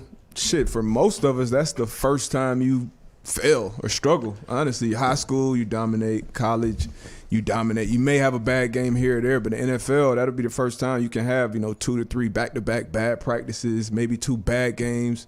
And I talk to young guys now, and they're like, dude, how do I deal with this? So that's the toughest part. But you got to have that almost unrealistic sense of confidence playing that DB position. Quarterback too. Shit, kickers. I mean, most positions, honestly. Hey, the linebackers too, I'd assume, right, AJ? And you were number. Hey, by the way, he got drafted 5 overall. Holy shit! Hey, he got. Old CBA. Old CBA. Matt Stafford, whenever he went number 1 overall, I think he got more money than the entire city of Detroit had at that time. It was like $70 million or something like that. Then Sam Bradford, I think, was the last one before the new CBA. AJ was in that last CBA top 5. He's making probably 2 number 1s overall now in the new CBA. What he signed for. But AJ, I'd assume when you got to the NFL, that was there a little bit of like a doubt? Did doubt ever creep in, or did you have the same thing that I think we had, which is like, okay, you're going to get doubt, but let's not overthink this thing. We're way too stupid to do that. Is that what you had to do? Yeah, I think I was too naive and too stupid to think about like all the what pressure has been put on me from coming in there and going in the lineup right away. Yeah, like I was anxious and somewhat nervous, I guess, like my first mini camp practice when all of a sudden I don't really know the defense at all and they throw me in with the ones and I'm playing against Brett Favre, like Donald Driver. I remember like one of my first OTAs, he's like, hey man, you can't hit me 15 yards down the field. Like I was rerouting them outside the hash 15 yards down the field. Like I did this in college, man. I don't care. I'm going to try it again. Hey, what? Is this not football? Is this not football? This is your first day. He was laughing. He was awesome. He was laughing, running back to me. Donald has a huge smile. He's like, hey, man, like you can't do that. It's the NFL. Like, oh, cool. How many times do you think he has done that to linebackers through his entire career back in the day? Hey, your friend Brett Favre, by the way, your guy. Oh, your guy. Hey, can you tell him to pay the money back to him? Come on. Can you tell him to what pay? happened now? What happened now? Bro, tell him to pay back the Mississippi Welfare Fund. Okay? Oh, we're back to this still? He hasn't repaid $600,000 of it. They paid it to him. What, does he owe it? Yeah, he owes it back. They came out and said, hey, listen. And Brett said, I did not know it was coming from the welfare fund. Honestly, I didn't. I thought we were playing catch. Okay, I had my Wranglers on that whole thing. And he's paying it back or whatever. And I guess the plan was just like $500,000 at first and then $600,000, maybe 10 years, never, whatever it is. And people have dug into it a little bit deeper. Is the Copperfit biz done? Oh, Did COVID attack Copperfit? No. Is Wranglers out of business? What the hell is going on down there in the SIP with your guy, AJ? I mean, I feel like I would imagine Copperfit has never been higher than during COVID. Walgreens was open the whole time. I see it there every time I go. Oh, hell no. Nah. The old folks are not outside playing ball. Good point. Good in the house. Now, on the other side of his vax coming out, they outside, baby. Copperfit might have a big bust or a boom here. Yeah. Might be time to get in. Might be time to get in on Copper. The stand-up shuffleboard courts are going to be full again. The Copperfit elbow and knee sleeves all over. Copperfit made masks for a while during the COVID. Oh, yeah. So Brett Favre had one of those on. Does he own all Copper stuff? Yeah, he's got a percentage. Oh, yeah. So what? Why is the welfare fund? What's going on, AJ?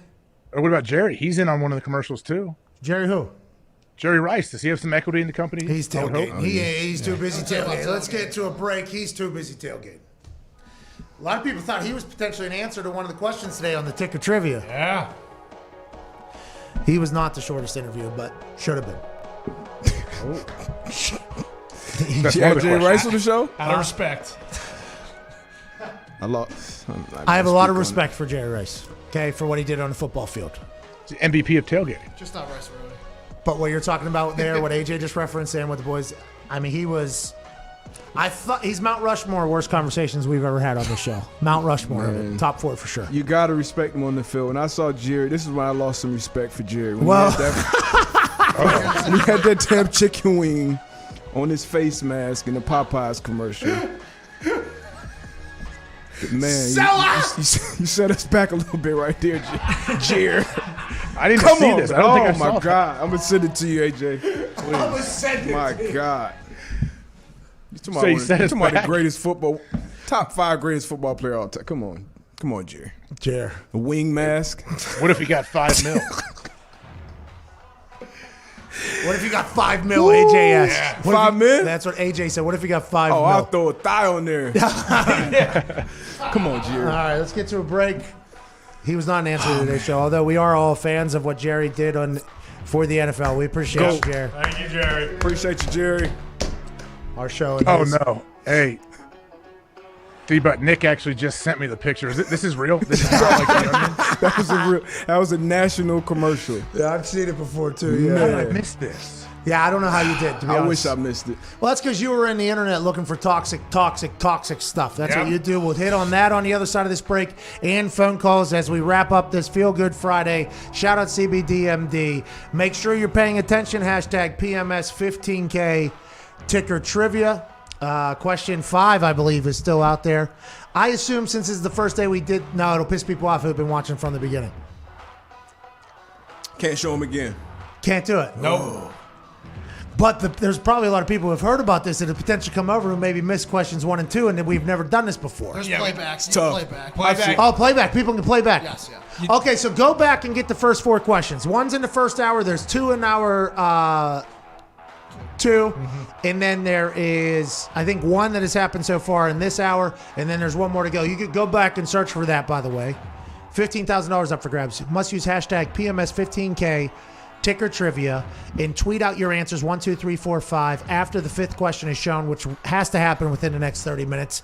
Let's go. Let's give away some money. Let's enjoy this Friday. Answer some phone calls on the other side. This is the Pat McAfee Show. Cheers.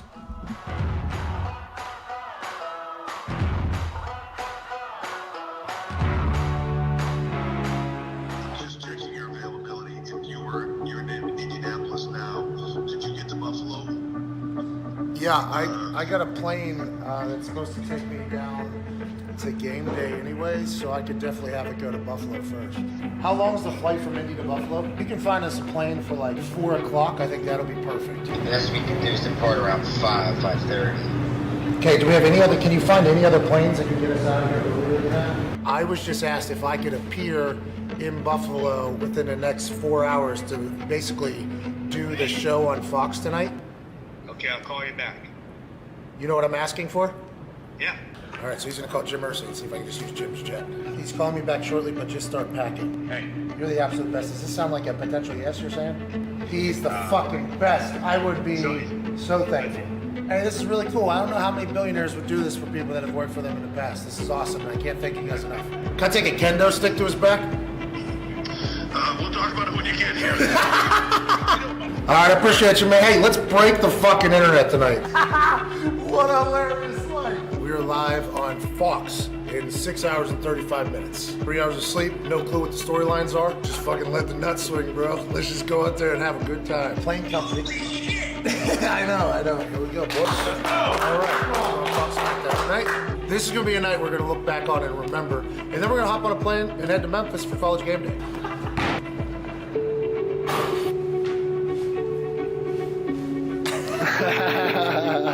I think this is a joke too. I just want to let you know, like, this is a Truman Show. I very much understand that this is not supposed to happen. I got the text at 1:42 p.m. today from Mr. H that says, "Have you heard there have been some travel issues? Can you make your way to Buffalo?" Jim Irsay, owner of the Colts, literally lent me his plane. Might be the most confident I ever been in something. I didn't know we were that good of friends, to be honest. I was throwing a Hail Mary, and he responded and said, yeah. So I got here about an hour and a half before the show, and to work with Renee, Tom, and be on SmackDown with a bucket of makeup on my face. This has been a dream come true bucket list type situation here in beautiful Buffalo, New York. Come on, boys. We're going to be on cable.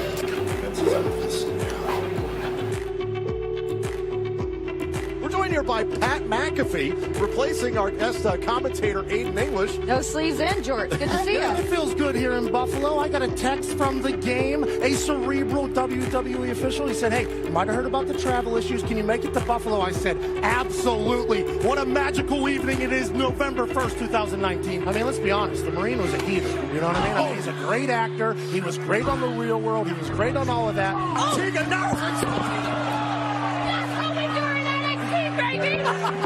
That's how they do it in NXT, baby.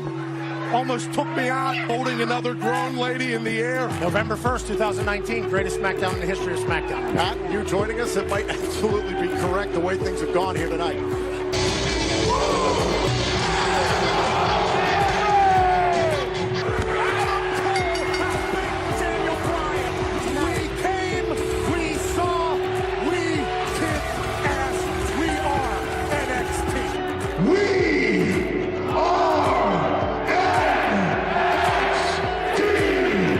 greatest SmackDown in the history of SmackDowns. November 1st, 2019.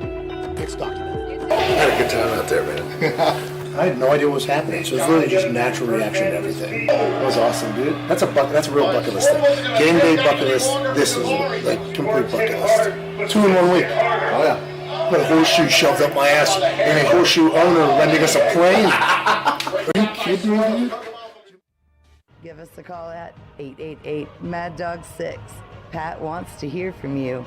No, not really. He just ran out of things to talk about. This is the Pat McAfee Show. Welcome back to that show. I was trying to find something special on this Feel Good Friday. Shout out to CBDMD, but the list on the team viewer thing here, sharing computer screens, I couldn't get to it, but everybody knows what I wanted to play. Oh, yeah. Okay? Don't leave me lonely. Just sing it in your head, okay? Because I can't. I still haven't found it. It's Long list. Oh, found it. Darius. This is a late night special band, but you can listen to them any time of day. Okay. At one point, we weren't able to play the song anymore because they gave us a strike to try to take down our business, but we're back on good graces.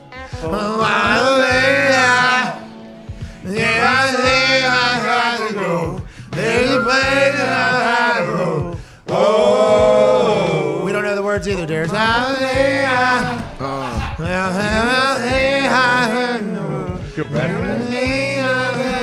heard a little ad-lib right now. I got a bop, the way back when I knew that bop, making the bow bop. I know my mama told me love like you would only. Woo! Don't leave me lonely. Don't leave me lonely out here. Yeah. Hard to find. Haven't heard in a while. Good one. Darius, we've listened to that song north of 100 times. I still have no clue. Couldn't guess. They're good, though. Those lyrics are good. AJ, didn't get a chance to hear you sing along. Were you kind of on a delay there, or did you not want to join in on this Feel Good Friday, or what happened? Well, you know how it works. Too many mics involved. When I was singing, you couldn't hear me. Well, they cut to you, though, I think, on the screen one time because we were bouncing around, even back to Indianapolis. Boys, you sounded great. Yeah. Thank you, Pat. You guys sounded new glasses for the Cover Cowboy. You guys sounded absolutely great back there. We appreciate it, AJ. Darius, you even did a little singing there. Oh, ad-libs. This is good Feel Good Friday, man. This is feel good. This is really good. AJ, you think you're going to have any news for anybody on Monday for us to talk about maybe next week? What are we going to talk about next week? Have we talked about that? I have not. It's like when coaches meet about what the next meeting's about. That's always the most fun to do, right? Well, there's a lot of meetings about meetings these days. I think people have been stacking Zoom calls to talk about future Zoom calls on a regular basis, and everybody's about fucking fed up with it. But I think that's just how the corporate, operation works. We don't live by that. We have no idea. Something big's coming next week, Darius. Oh, yeah, Huge. yeah. That big thing's coming next week. Huge. You remember. You remember, Hey, right? Are you Of course. Yeah. Are you taking extra fluids today? I see all those empty Gatorades on your desk too. So this is actually the first time I've cracked into the team. I wanted to start my caffeine chugging later in the day. So this is not going to be great, but we had Celsius here a lot. We don't have any more. Devastating. So since I couldn't shotgun a Celsius before the show started, I decided, you know what, I'm going to push the caffeine intake to later in the day because SmackDown is tonight and I got to go, so I tried to change it. But a lot of Gatorade Zeros. Yeah, I've been doing 2 gallons a day. I'll do that for like 4 or 5 weeks or whatever, and then I'll go into 1.5 gallons, then down to 1 gallon as fight comes 8 around. pounds a gallon. Yeah, 27 gallons. You put that whole thing together. 24 pounds if you put that whole thing together, and that's just kind of, you put 3 gallons in your body. That's an extra 24 pounds if you need it, and that's what me and Mike Chandler do. AJ, I think you understand. Well, Mike Chandler does it with water. If you do it with Gatorade, I would guess that's a little bit too much sugar for your system. The thing about that is, read that fucking thing right there on front. Oh, my bad. Just straight cancer to your cells then with the diet. What? Yeah, I'm with you. What? Yeah. D-Butt knows. I'd rather give me the sugar. It's whatever you're replacing Tastes that a shit lot better, with, too. probably worse. Get out of here! Oh, yeah. What cult did you guys Diet start Cokes listening? and zeros, all that shit. I've heard the Give stories. me butter. Keep the margin. I want the real shit. No, I agree. I agree with that one. shit. I agree with that one, by the way. But sugar, I don't think there's. Yeah, give me the real sugar. My mom hates that I do this too. She's big. Oh, is that right? My mom hates that I do the fake sugar. She's always been on my ass about it. But I think at this point, 2021, they figured it out. Absolutely. They figured it out at this Coke point. Zero, The amount of lawsuits? Yeah, they figured it out. Yeah, you guys don't know. They don't have much money to pay off those lawsuits. All right. Oh, shit. Listen, all right, I don't know what you're trying to get into on this fucking Friday, AJ. You hear me? I don't fucking understand what you're... Stop acting like you're looking at me. I got a little anger, didn't I, too? You see a little bit of a... You know what I mean? And Connor thought I was looking at him. Connor thought he fucked up there for a second. Oh, shit, what'd I say? Let's go to Nick in Virginia. What's going on, Nick? Yo, what's up? I was wondering, speculate on potential Aaron Rodgers vitamin usage. Okay. All right. See, that's not good. That's not a good call. You see what just happened there? It's not great for the show. It's not good for anybody. Broke up a little bit. Down there in Virginia. Foxy, maybe he's near Virginia Tech. Did you ever go down to Virginia Tech?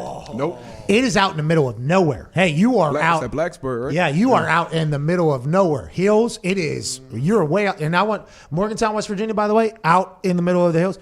I did not know Virginia Tech was out in the middle. I went to a saloon over there. There was a double door saloon like it was back in the day. There's a like one bank town hall. There's an entire thing that we went to. We had a great time there. I did not know that's what it was. So old buddy could have been calling us from bumfuck Virginia is what I'm saying.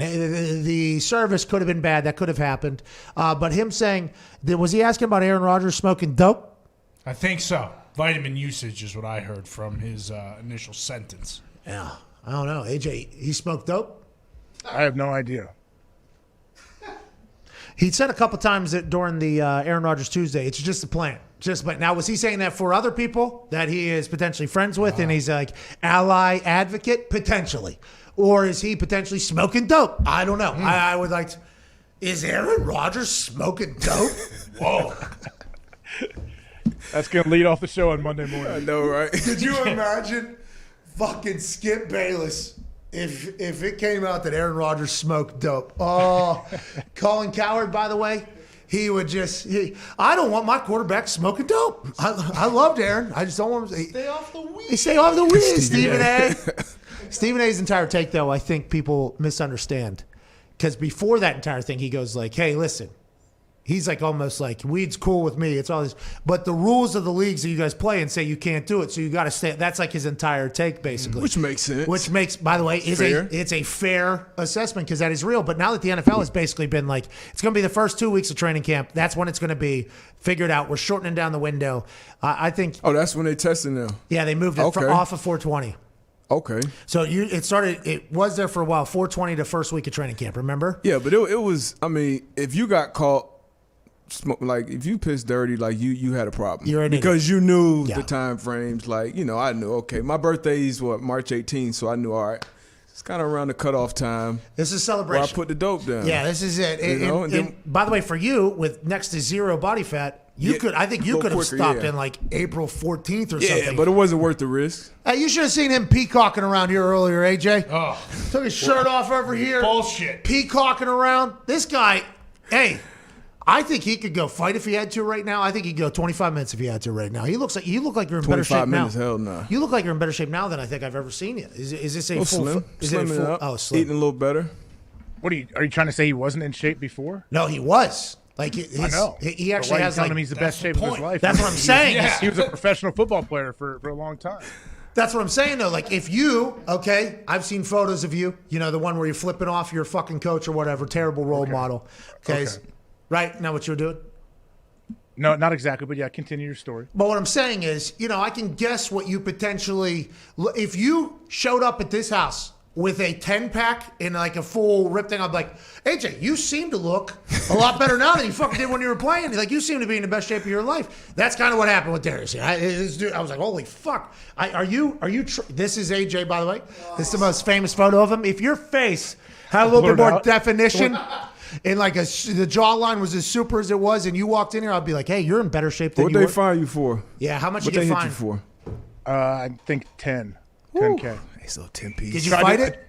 Tried to dispute it. Tried to say, I've done this before, and I never got fined for it. That did not hold up. That was your defense? Should have said it was a signal. I didn't really have a defense, to be honest with you. How do those disputes Those go? calls are, oh, man, you got your agent. Was your agent on the line with you? He was for one of them, and then one by myself. How many times like, you guys been fined? I would say probably a handful for me. Do you fight every time, AJ? Every time you get fined, you fight it? You should always try to dispute it. You used to be able to get them cut in half. Now they don't cut them in half. Now they double them, it seems like. It's a hearing, though, isn't it? Yeah, it's like a hearing. I know it was. Talked to James Thrash before. He was a guy, older receiver. What do you do? You lay it? Do you go through I the got film? fined for hitting a dude. They said it was high helmet to helmet, and then I right. have to appeal with the damn receiver. So I'm like, all right, this is a loss. But I got half back, which is a win. Do you go through the film and have to explain what you were thinking? Yeah, they talk through the play and what was going on. And you tell them, hey, it was bang bang. I hit him here. He dropped his helmet, and they give you a little bullshit, and then you hear back and they let you know. How long?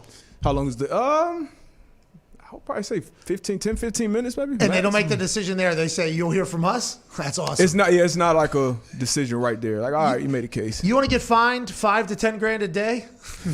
Sure. Don't call us. We'll call you back in this entire thing. Were you in there? Were you doing court?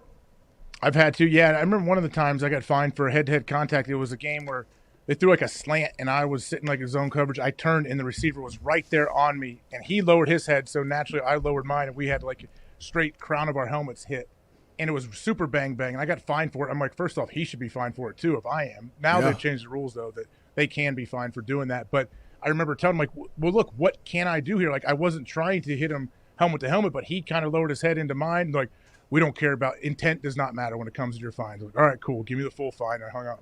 Well, then what are you even talking about? If intent is not a That's what they told me on that. I don't know if they've said that to other people, but that's what they've told me. Well, then what the fuck are we here for, pal? That's right. I gotta go lift some more weight so I can take off the person's actual head next time. All right, what are we even? If we're not talking intent or what I was thinking, then what are we even having a hearing on? You know what I mean? Like, what is they wanted me to do is just open up and just let the guy completely run me over and hopefully be a speed bump and get him on the ground. Facts. Defense, hey, game's been against defense for a long time. Long time. You guys, I don't know how you guys went out there every single week and did it. You know what I mean? Game Fun. stacked against you guys. Especially you. You guys got no chance. You used to be able to just punch somebody right in the face and then hold them the entire time. Now you can't even. Mel Blunt, Jack Tatum. You can't even touch anybody at DB. Yeah, no touchdowns, they sell tickets, man. They sell do, merch, which, by the way, makes money for everybody. Media advertise. It's tough, but, it is what Peyton's it is. why. Peyton's a big reason it changed, right? When they were beating up his receivers. Yeah. Whoa. Don't be trying to do Billy that. B. I'm saying I'm not as a bad thing. I think Peyton had a valid point. Like, they were beating the hell out of his receivers. They couldn't get off the line. They're hitting them down the field. Hey, listen, Pats are just crushing. Hey, listen, we're working on this thing 2,000, 3,000 times a week. This timing, and every time they can't get there. What are we even working for? Can we fucking change that? You're right. No more touching. Don't do it. That is awesome if Peyton did that. I guess he allegedly got Gase hired in New York as well. So. Oh yeah. A lot of power. Has he shown up anywhere yet? Gase? Yeah. Nice, thanks. Let's go to Patrick in South Carolina. What's going on, Patrick? Hey, Pat, AJ, and the boys, shout out to everybody. Happy Feel Good Friday. I'm getting married today in just a few hours, so I thought maybe you, AJ, Diggs, could give me some wedding advice. Hey, Patrick, congratulations. Before you get married, by the way, I understand you're probably thinking about a lot of things and all that, so thank you for spending time by calling into this dumbass show. I'm sure your wife will be pumped about that. Future wife will be pumped about that. Patrick, your voice sounds as if you have lived an incredibly entertaining life. Is that an accurate depiction of the life you've lived, or are we misreading that? I'll give it to you. You'll understand it real quick. College strength coach, Pat. College strength coach. Oh, okay. It does. We were actually just talking about workouts where we all just said at one point we have come to a conclusion during a workout with a college strength coach where we're like, yeah, just kill us. Like, we're okay. It's a lot of yelling, a lot of motivating. I appreciate the positivity. I would say just enjoy the day, pal. It's going to go by very quick, and obviously the planning for that thing, especially with the world we're in, not as easy. Diggs, your thoughts on old Patrick getting married? I tried not to black out until after the ceremony. Smart. AJ, your take? I mean, honestly, if you have any doubts, get the hell out of there. Do not do it. Okay, Patrick. So there's three takes. Enjoy it. Don't black out or get out. The most important decision you'll ever make in your life, so make sure you're right. Patrick, did you not want my advice? Gumpy, I hung up on Patrick. I want him to go enjoy his day. I do feel like we attacked from all angles there, and if Gumpy, you would have chimed in, we would have got all the angles that could have potentially came. Gumpy, sorry about that. I should have let that fly there. That's on me. Could you imagine? Oh, what were you going to say, Gump? Nah, AJ. Yeah, next time. What was he going to say? We'll do marriage advice one time. It'll be a segment. Let's go to Chad in California. What's going on, Chad? Great to hear from you again. Hey, what's going on, boys? Shout out Pat and the boys. Feel Good Friday, SmackDown Friday. How's everyone doing? Hey, I love you, Chad. Everybody's good. What do you want to talk about? Oh, man, shout out to D-Bud and A to the J. I just wanted to bring up, I don't know if you guys seen, but dumbass Kendrick Perkins was on TV saying it's harder to win a championship in the NBA than it is in the NFL. I did hear him say that, and I love Kendrick Perkins. Okay, carry on. I love that man. He played in the NBA. Okay, I believe he long time. Yeah, he played in the NBA a long time. He's obviously going to put over the NBA to be the hardest. But I do believe there are only a certain amount of teams that have any chance of winning, and it's a very small handful each year. So I think those handful of teams, and his point was you have to win another season's worth of games because it's best of 7 and all that shit throughout the playoffs. I understand what he's saying, but in the NFL, there's so much luck involved. It's not. There's so many players involved. There's so many things. It is impossible. That's why the Patriots thing is so stupid, AJ. Like, it makes no sense how they were able to do that for 20 years because all the odds are stacked against you in the NFL. You can have star players and still lose. Like, that's just how it goes. In the NBA, you pretty much know who's going to make it and who's not going to make it. I mean, I think it's very difficult to win an NBA championship. Agreed. No question. Agreed. No question about that. But yeah, I just think there's so many moving parts when it comes to a football team. 22 starters, special teams, coaches, guys get hurt. Such a long season. Yeah, like you have to. There's so many things to go into. Darius, I feel the same way. The better team is usually going to win in the NBA because you got to win 16 games. NFL, shit, you could drop a snap and lose us the Super Bowl. One snap, punter drop snap. Fucked up field goal hole. So, yeah, it's a lot tougher, I think, in the NFL. You got to win, 3, maybe 4 games, your wild card. You got to be the better team that day. The ball got to bounce your way. Much tougher. And the team that has to make it to that point has to survive a rather grueling. Now, not that the NBA 82-game season is not grueling, by the way. Definitely a grind. Yeah, that is a grind. That's a lot of running. But there, aside from potential muscles or ligaments or anything like that, and maybe I guess they bump underneath, there is a lot more factors that go into play whenever we're talking about injuries, catastrophic injuries that are being, potentially avoided or happening in an NFL season to star players. Now, that doesn't mean LeBron, he got hurt. Listen, I understand that happens, but I feel like football, just watching it, and this is not me being a part of any conversation here as if I represent football, but just watching football, there are so many moments, practice moments, one-on-ones, where there's so many injuries that either could or should happen to big-time players, that moments that have to happen for you to ultimately win that could ultimately just take you completely out of fucking everything. It's just, there's a lot of factors in it, I think, and that's what makes it so difficult. Anytime you got so many moving parts, I think that is what makes it difficult. Yeah, your best player in basketball, he's going to affect the entire game, offense, defense, for however many minutes. Football, Tom Brady's only going to be out there for the offense. The best defender is only going to be out there for the defense. So, it's a lot of moving parts. I think Kendrick was taking heat in the comments because he just showed up and said something about, I respect football, damn it. I think that was his first. That was the first sentence, and it was a long one or whatever. Big Perk. I love Perkins. I did not know of the Perkins until he started showing up on every show on ESPN or whatever there for a bit. Never expected him to be in media after playing. That would have probably been the last guy. I like him though. Congrats to ESPN allowing Kendrick Perkins to be Kendrick Perkins, by the way. Yeah, I like Perk. Can't change Perk. Please don't change Perk. Let's go to David in Indianapolis, which might happen. Don't do it. Perk won't do it. Perk will always be Perk. Can't change Perk. What is my even? Hey, Paul Pierce couldn't change the Hey, respect. Let's go to David in Indianapolis. What's going on, David? Mr. Friday night. Hey, that's right. Couldn't hear you really, but I got kind of made out there. What do you want to talk about? Hey, sorry about that. Hey, I got a theory about Bill Belichick looking to Matt Patricia when they made the pick. Okay. So maybe he's actually looking at Patricia because he's letting him pick his quarterback of the future because he's the next coach, not McDaniels. Whoa. That makes sense. That would suck. Yeah, it'd make a ton of sense. He's not on the coaching staff. Well, would suck, Foxy. What's your problem? Listen, all I'm going to say to Connor is we let a defensive guru who had the worst defense in the league pick a quarterback. Something's not adding up there. Whoa. Yeah, we're not worried about it. It's McDaniels anyways, or Steve Belichick. It'll be fun. All right, let's go to Chicago. I believe this is Jose, but Mitt has wrote it in as Oze, so I don't know. Jose, what's going on in Chicago? Jose, Pat. Jose? What's up, brother? Ose. Ose. It is Ose. Oh, wow. Ose, can you see? Like that? Yes, sir. He's done that a lot. Yeah, he's done that a lot. Ose, what do you want to talk about, pal?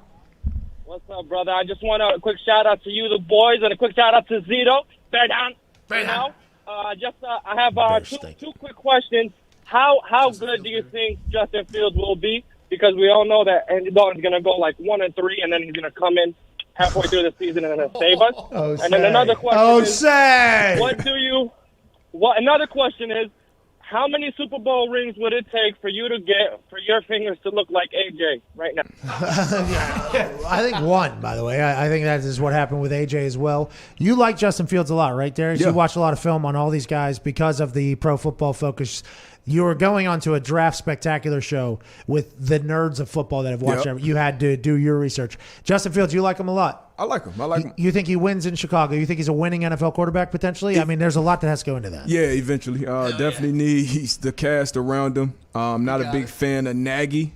But he's, the one thing about him, I think he holds on to the ball a little too much. I want him to use his athleticism, especially early on, with having the lack of weapons, maybe in the play calling. But I don't even think we see Dalton those first 4 games. I think you got to put Justin Fields out there day one. Okay. Hey, this one. is your team, kid. Andy Dalton was told he's a starter, but that's the NFL, baby. This week is wrapping up. I believe all 5 questions have been put on the ticker. Get your answers in. Hashtag PMS 15K ticker trivia. Go ahead and put it on Twitter. You can answer as many times as you want. I hope you wrote the questions down. If not, go back and look for them. 1 in hour 1, 2 in hour 2, 2 in hour 3 on the ticker below. AJ, Chris Mad Dog Russo with Mad Dog Unleashed is next. Your thoughts? I'm sure it'll be a great show, and maybe Belichick was saying that to Patricia so he could blame him if Mac doesn't work out. There you go. Potentially the case. Chris Mad Dog Russo with Mad Dog Unleashed will be a better show than ours. SmackDown tonight, Fox, 8 p.m. Eastern Standard Time. It'll be a blast. Can't thank enough. We'll see you Monday. Have the greatest weekend of your entire life. Cheers. All right, we're off serious. Here we go. Hey, Gump. Yes, sir. Yes, sir. Gump. Yes, sir. Hey, what time? Gump. What's up, dude? Gump, what time did you... Gump. What's up, dude? Paul. Gump. What's up, dude? Hey, what time did you put out that last question there? 2:51. Okay, will we have a timestamp on all the questions if people do want to go back through the video? Yeah, I've wrote them down and sent them to Zito. Okay, so Zito, you'll give an update on the times potentially? Yes, sir. Go. Hey, pretty good questions. Oh, yeah. So will you go over the questions once somebody wins? You'll tell us what they were and the answers, obviously. Okay, so here's the questions. First question is, who owns the shortest appearance, I believe, on the show? Okay, won't give away the answer. Let's not give away the answer. Second question is, who has had the most appearances on the show? Good question. Okay, don't give away the question. All right, Should be me, but yeah. No, you're part of the show. Yeah. Okay. You fool. Yeah, what the fuck, dude? Yeah. What? You're a prick, dude. What's that all about? What's your problem? Saying, maybe if that would be like a backdoor answer that it may be that someone could, really an insider would win. Okay. Third question, is that what we're on, or fourth question? Third question is what member? Oh, yeah. What member of the show took a 6-month hiatus out of nowhere? Just out of nowhere at one point in our show's history. Fourth question, what did I eat for breakfast? Okay, what did I eat for breakfast this morning? Nothing. Intermittent fasting. Okay, well, hey, listen, a lot of people are saying that. Oh. But there's another answer that seems to be pretty obvious as well that's potentially right. I'm not saying it, but there's potentially something else that could go in there. Oh, I gotcha. And then the last question is, what is the name of the greatest sports entertainment show on earth? And please spell it how we would spell it. SmackDown! All right. Everybody else, do what you got to do. AJ, we appreciate you so much. Darius, love having you here on Friday. Love you. Love having you here, dude. Good Honestly. time. Good time. He's learned how to play euchre too, by the way. So when he comes down here, Nice. Yes, sir. have you Close ever to spades. Have you? It is close to spades. Quicker spades. Partner. Yeah, it's good. I learned euchre first and spades second. I'm like, oh, so it's euchre, but spades are always trump. And I get the whole deck. Yeah, bingo. It's bigger. Yeah. We won 10-0 on the plane yesterday. It was actually 11-0 on the plane. Think about that. Sometimes you just don't get the cards though. No loners. No loners there. We did that the hard way. Think about that. Same partner? Always have the same partner? Yeah. Okay. Yeah. Same as spades. Yeah. Connor's just learning the game though. Okay. Still getting there. And in that 11-0 run yesterday, he actually fucked up an entire hand pretty mightily, which you can do, by the way. Obviously, spades, you can fuck that whole thing up. The thought, though, of euchre becoming like the game of our office, you're going to have to come over. You're going to have to bring your ass over and bring a partner. Come on over to the office. I think we're going to build this. We got to do a World Series of Poker style. Like euchre? Yeah. I think we should. World Series of euchre. So cool. Any online? Can I download an app? Oh, Zeno's been playing. Yeah. Zeno's been playing. But you got to find the rules. There's a lot of different rules. Oh, okay. Different house rules? Well, states rules, I think. Yeah. Right. So allegedly it started with like the Amish people in Pennsylvania. And then as they moved, it went to like Ohio, Indiana, Michigan, Illinois. So like everybody in Canada, I think, claims it too as well. So everybody seemed to has their own like little rules. For instance, Michigan people, which we would never guess this. Right. The Michigan people have a farmer's hand. Mm-hmm. And that was created because whenever they went to the annual state tournament and they had to play against everybody else, they always got the worst fucking cards. So the farmer's hand is like the worst cards. It's like a low hand almost. Becomes a winner. That's not how everybody else has played that I played against from every other state and country even. Just Michigan. But there is chances that those rules happen. And I think in the app that Zito plays, there are like different options for the rules, right? Mm-hmm. Yeah, there is. Going under, right? I believe was it's called the farmer's hand. Farmer's hand, talking about. Not everyone plays that way. It's pretty gimmicky, but basically Michigan. Yeah. Michigan played it because they got their asses beat so much. Because they got bad cards so much. They're like, we need the shit cards to be worse. And you said it came from Pennsylvania. It actually came from Michigan. That's what I was told my entire life. So I'm you're lying. And you're lying. No, that's the truth. That's my truth. Right, AJ? Yeah, right. And my truth is it came from Ohio, just like the great game of cornhole, which started in Cincinnati, I believe. Really? Oh, yeah. Hey, let's talk about Uncle Dick, can we? And let's not call it bags. Please never call it bags. No, it's cornhole. It's cornhole. Shout out Definitely to Ohio, cornhole. if that's where cornhole was created. I like that's get on ESPN. Can we talk about Uncle fucking Dick, though? How am I just now learning about you and Uncle Dick cruising around in a Hyundai, okay, in a homecoming for the Players Tribune, going back to Ohio State about how much Uncle Dick loves it. He got tears in his eyes and chills when you guys went back to the stadium. How come we have never learned of this? And why has Uncle Dick not been on the show when I have all these Ohio State questions? Hey, he would love. I'm sure he probably. I don't know if he's aware of your OH situation with me, but I'm sure he would sense your sarcasm and not give it back. Yeah, Uncle Dick is one of the biggest Ohio State fans ever to live. I believe in that piece. I think I started crying too at some point. You opened up like that for the Players Tribune thing with Uncle Dick? Mm-hmm. I believe so. Yeah, I forget what they were talking about. Something. Yeah, I told you, man. I'm an emotional dude. I'm not scared. I know. Hey, listen, especially when Uncle Dick's involved. You. Talking about I used to cry. AJ, matter of fact, you were part of that national championship team when y'all beat the Hurricanes. Whoa, yes, whoa. I was a freshman that year. Yes. Oh, okay. Yeah, that hurt. What do you mean beat? What was that about? That hurt. What are you talking about? They cheated my guys. They cheated the greatest team ever. Triple OT. But weren't we like 20-point underdogs? That's know true. That. By the way, he knows that. He's not asking. I wouldn't know anything about betting, but y'all had Chris Gamble, who was a hometown legend, so I couldn't be that mad. But man, that was painful. You want to talk about hometown legend? Uncle Dick. Oh yeah. Pat. Yeah. We don't have an Uncle Dick, and you didn't go to Ohio State, but I was wondering if maybe you go back to Plum and you do a sit down with Mustang Rick. Okay, all right. So that's the show. I don't think that's what Uncle Rick is.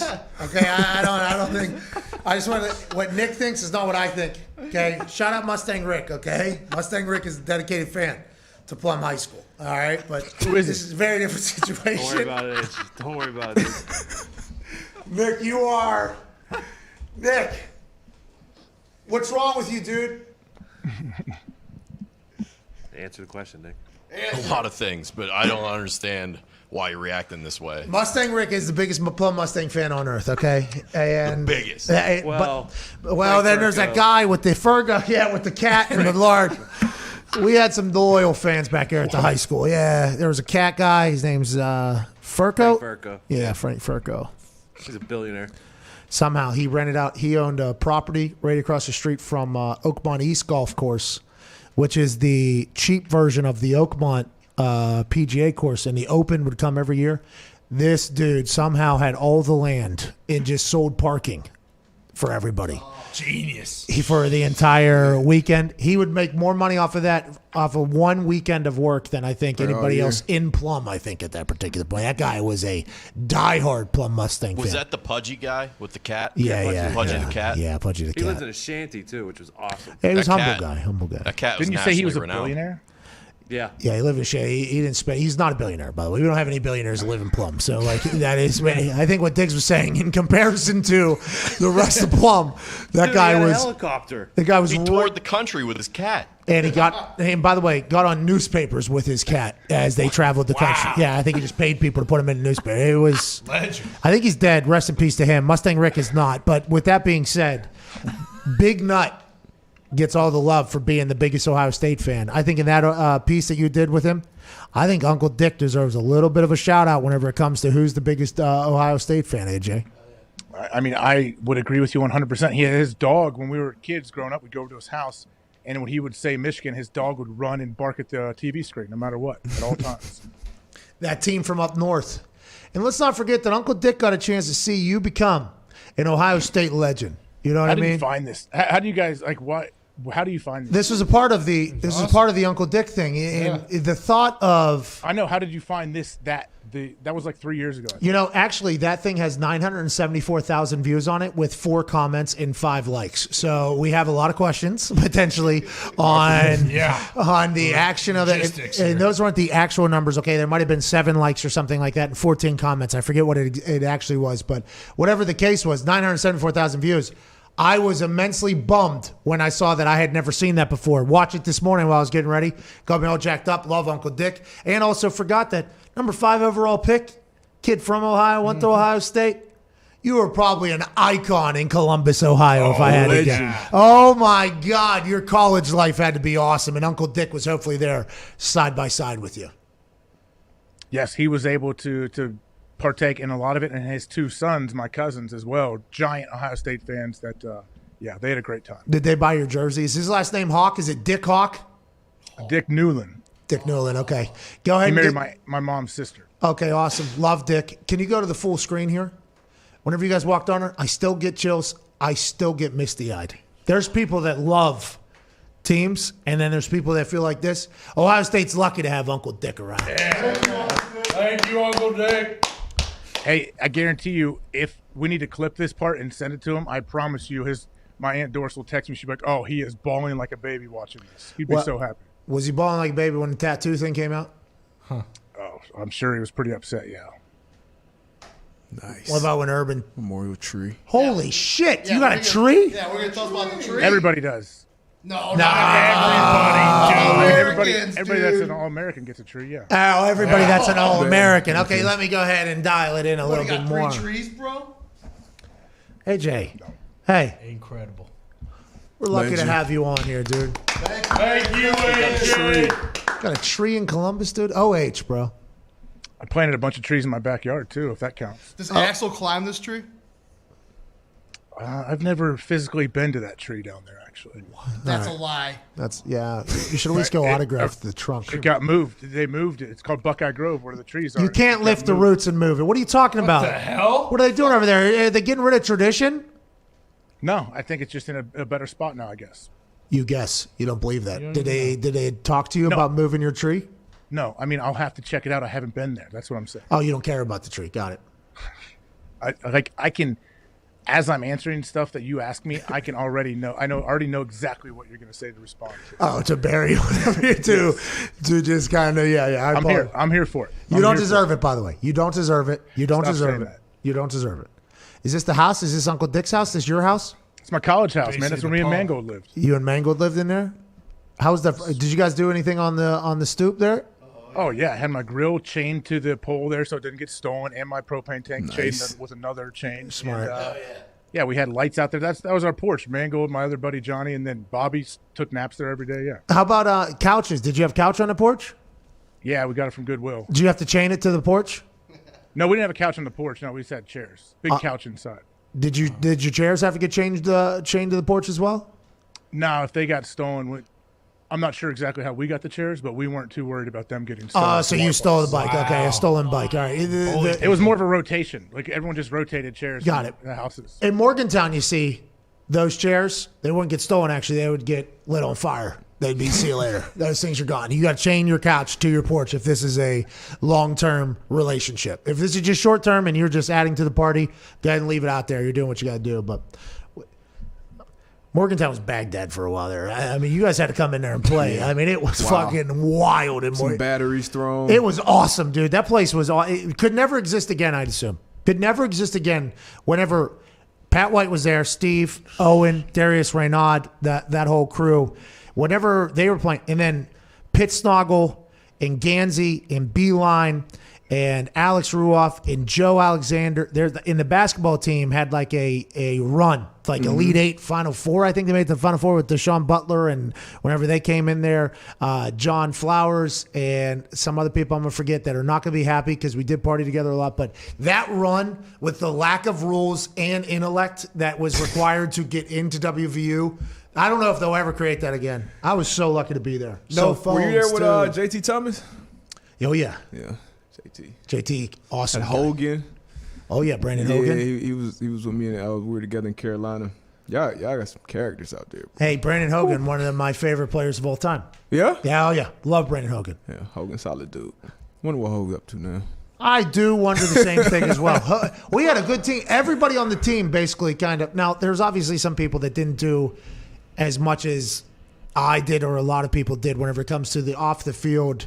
But we felt, I think our team, a portion of our team, I'm not going to say everybody because not everybody was doing that, but a large portion of our team, rather important part of our team, we really believed in like, hey, we should enjoy this. Like we should have a good time. Like we should go. You know, it was a cool thing. I hope that happens again. That's what college is about, man. I don't know if it's going to happen anymore. It's tough. Hey, it's tough now though. They don't even go to class. Like everything's online. Like I would have class a lot of times with multiple players on my team, and then yeah, we were the same way. We were very tight. Like my recruiting class, I think had 25 people in it. We were tight, but then the older guys when we got there were like they invited us to stuff. So that in turn, like that made us. That trickled down to where we would always try to include people too. Foxy said back there, no phones. Yeah, that's real. Zion couldn't even go around Duke. Nope. Zion tried to Snapchat with a girl, and she screenshot it and fucking put him on blast. Oh, yeah, I was like, Zion's never going to trust any human ever in his entire life. But I think that's how it all is. That's why, and this can tie us back to football. We're a football show.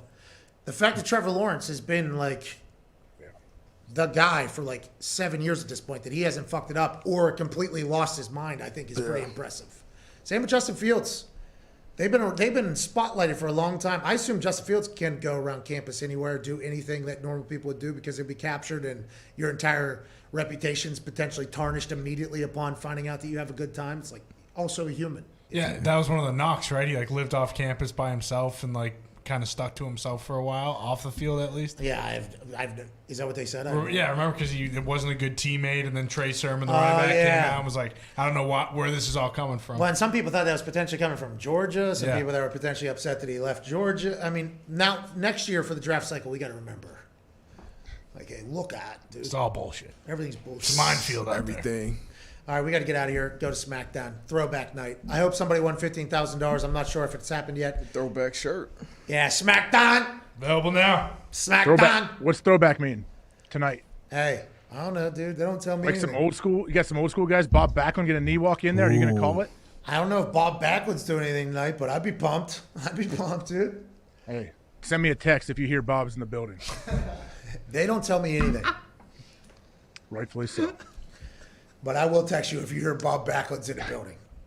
Hey, also real quick, don't want to open the curtain up or mess with your kayfabe, as you like to tell me. But in that commercial you would run, during the breaks here, I saw you really, really juiced for Adam Cole. Like really excited for him when he took the ring after he won? Like, you seem to be really into this guy. What happened? At that particular point, I'm a big team, little me guy. Okay, big team, little me. That was Survivor Series where all the brands were battling. I was NXT team. Adam Cole, also NXT team. Sometimes you have to bury the hatchet even though you know somebody's a fucking scumbag, okay? In that particular point, it was Team NXT versus Raw and SmackDown. Whether I like the guy or not, he was on the NXT team. I had to support him, okay? Hey, that's why you're the best in the business. You can spin anything to make yourself look good. That was real, by the way, because when that happened, I knew what was going on. I was like, I gotta, because I'm here for NXT. This is one of the faces of NXT. Do I want to potentially... You're a professional. Yeah, I decided in the end, big team, little me, dude. Listen, it's all about us, not I. Right. All right? Replace the I's with the us's and we's, pal. All right? Have a little respect. You're a true inspiration, honestly. Thanks, AJ. I learned from you. Thank you, AJ. Thank you, AJ. All right, we're out of here. Darius, safe travels back to South Florida. Appreciate you, man. Appreciate you for having me. Fun. Where's Good that, time. Lottie Dottie? Boynton Beach, a little north. Is that north of Lottie? Yep. Hollywood? That's south of Lottie. Okay, so it's Miami, Hollywood, Lottie, Miami's, Boca? Yeah, Miami's most south. You got Fort Lauderdale. Boca will be north of Fort Lauderdale. Then north of Boca would be Palm Beach, like Palm Beach area. I'm in between Boca and Palm Beach. So when you go to Palm Beach, do you take a visit over to the... Epstein? Whoa. That's where you're going, right? AJ, he's not you. Absolutely not. No, not to just to see the premises. You're always not going in there and hanging out with anybody. Nah, man, nah. I don't go to Palm Beach much, actually. I don't go much more north. I've heard they got massage places there. Oh, yeah. A lot of money up there. A lot of money, dude. A lot of money at Palm Think about Beach, how Jupiter. much crooked shit happens in all those super duper rich counties and shit. Every day. Every day. Yeah, I don't spend much time in Palm Beach, especially not anywhere Hey, near their residence. If Bitcoin and Doge keeps going, you might be able to go there. Hey, Doge is going, dude. The dog's running. The dog's barking, pal. Do we know who started Doge? Probably Elon. Yeah, probably Elon. Elon got on board with it, and that really took it to the next level. But now people are buying things with Dogecoin, right? I believe that is happening. Cubans have been taking it as form of payment for a while with the Mavericks. Everybody has this Bitcoin dream. The Bitcoin dreamers always look at the Dogecoin as, hey, excuse me, we're the bourgeoisie up here with the Bitcoin, and Doge ain't nothing. That thing goes from less than a penny to like 60-some cents all of a sudden. Billy Tubes, I've heard, could have made 5-6 figures by this point, but he potentially had to make a decision at some point. He needed some Taco Bell on the way home. From what I've been told is Billy did potentially hold a little bit, but not as much as Billy did a big brain operation. But Bill's been on Doge and Bitcoin and AMC and GameStop since day one, so I don't want him to feel buried here, but this is potentially a Victoria's Secret situation from the social network where you sell it for $30 million and then 2 years later it's worth $1.5 billion and the guy jumps off a bridge. I'm not saying Billy's anywhere near that, but I'm saying, Bill, you got to have a little seller remorse at this point. He's not at the mic. He's getting there. He'll come. Got to, man. Hey, if he made money, he's all right. Can't argue with profit. I had a neighbor who sold 81 Bitcoins a few years ago to pay for his wedding. I think it was like 12 grand total.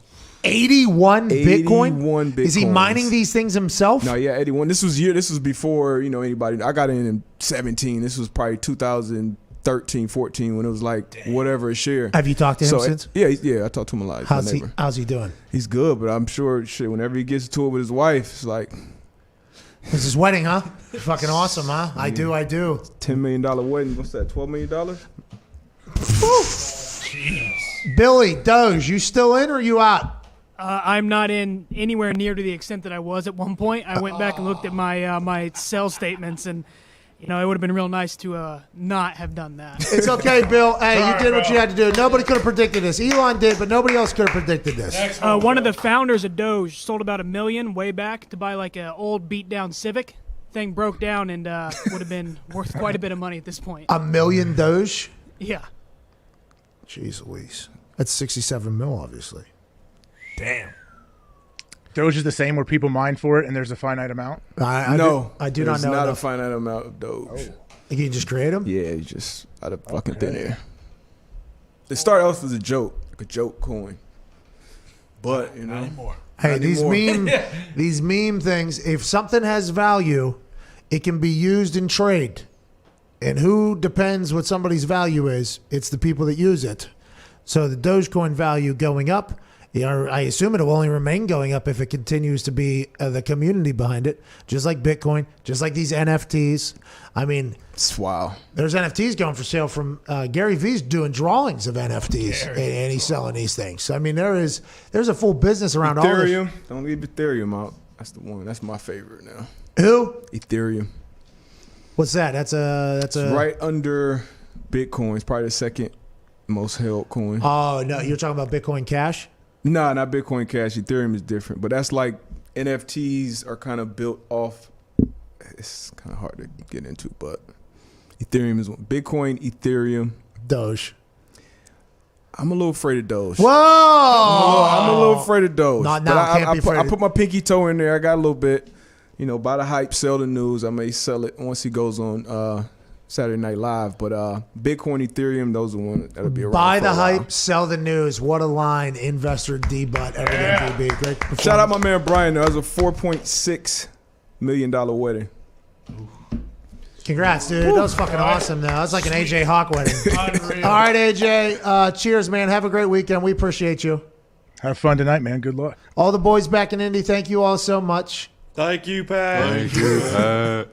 Mansuri, good luck, brother. We appreciate the hell out of you. See you, man. All right, everybody. Have a great weekend. See ya. Cheers. Bye.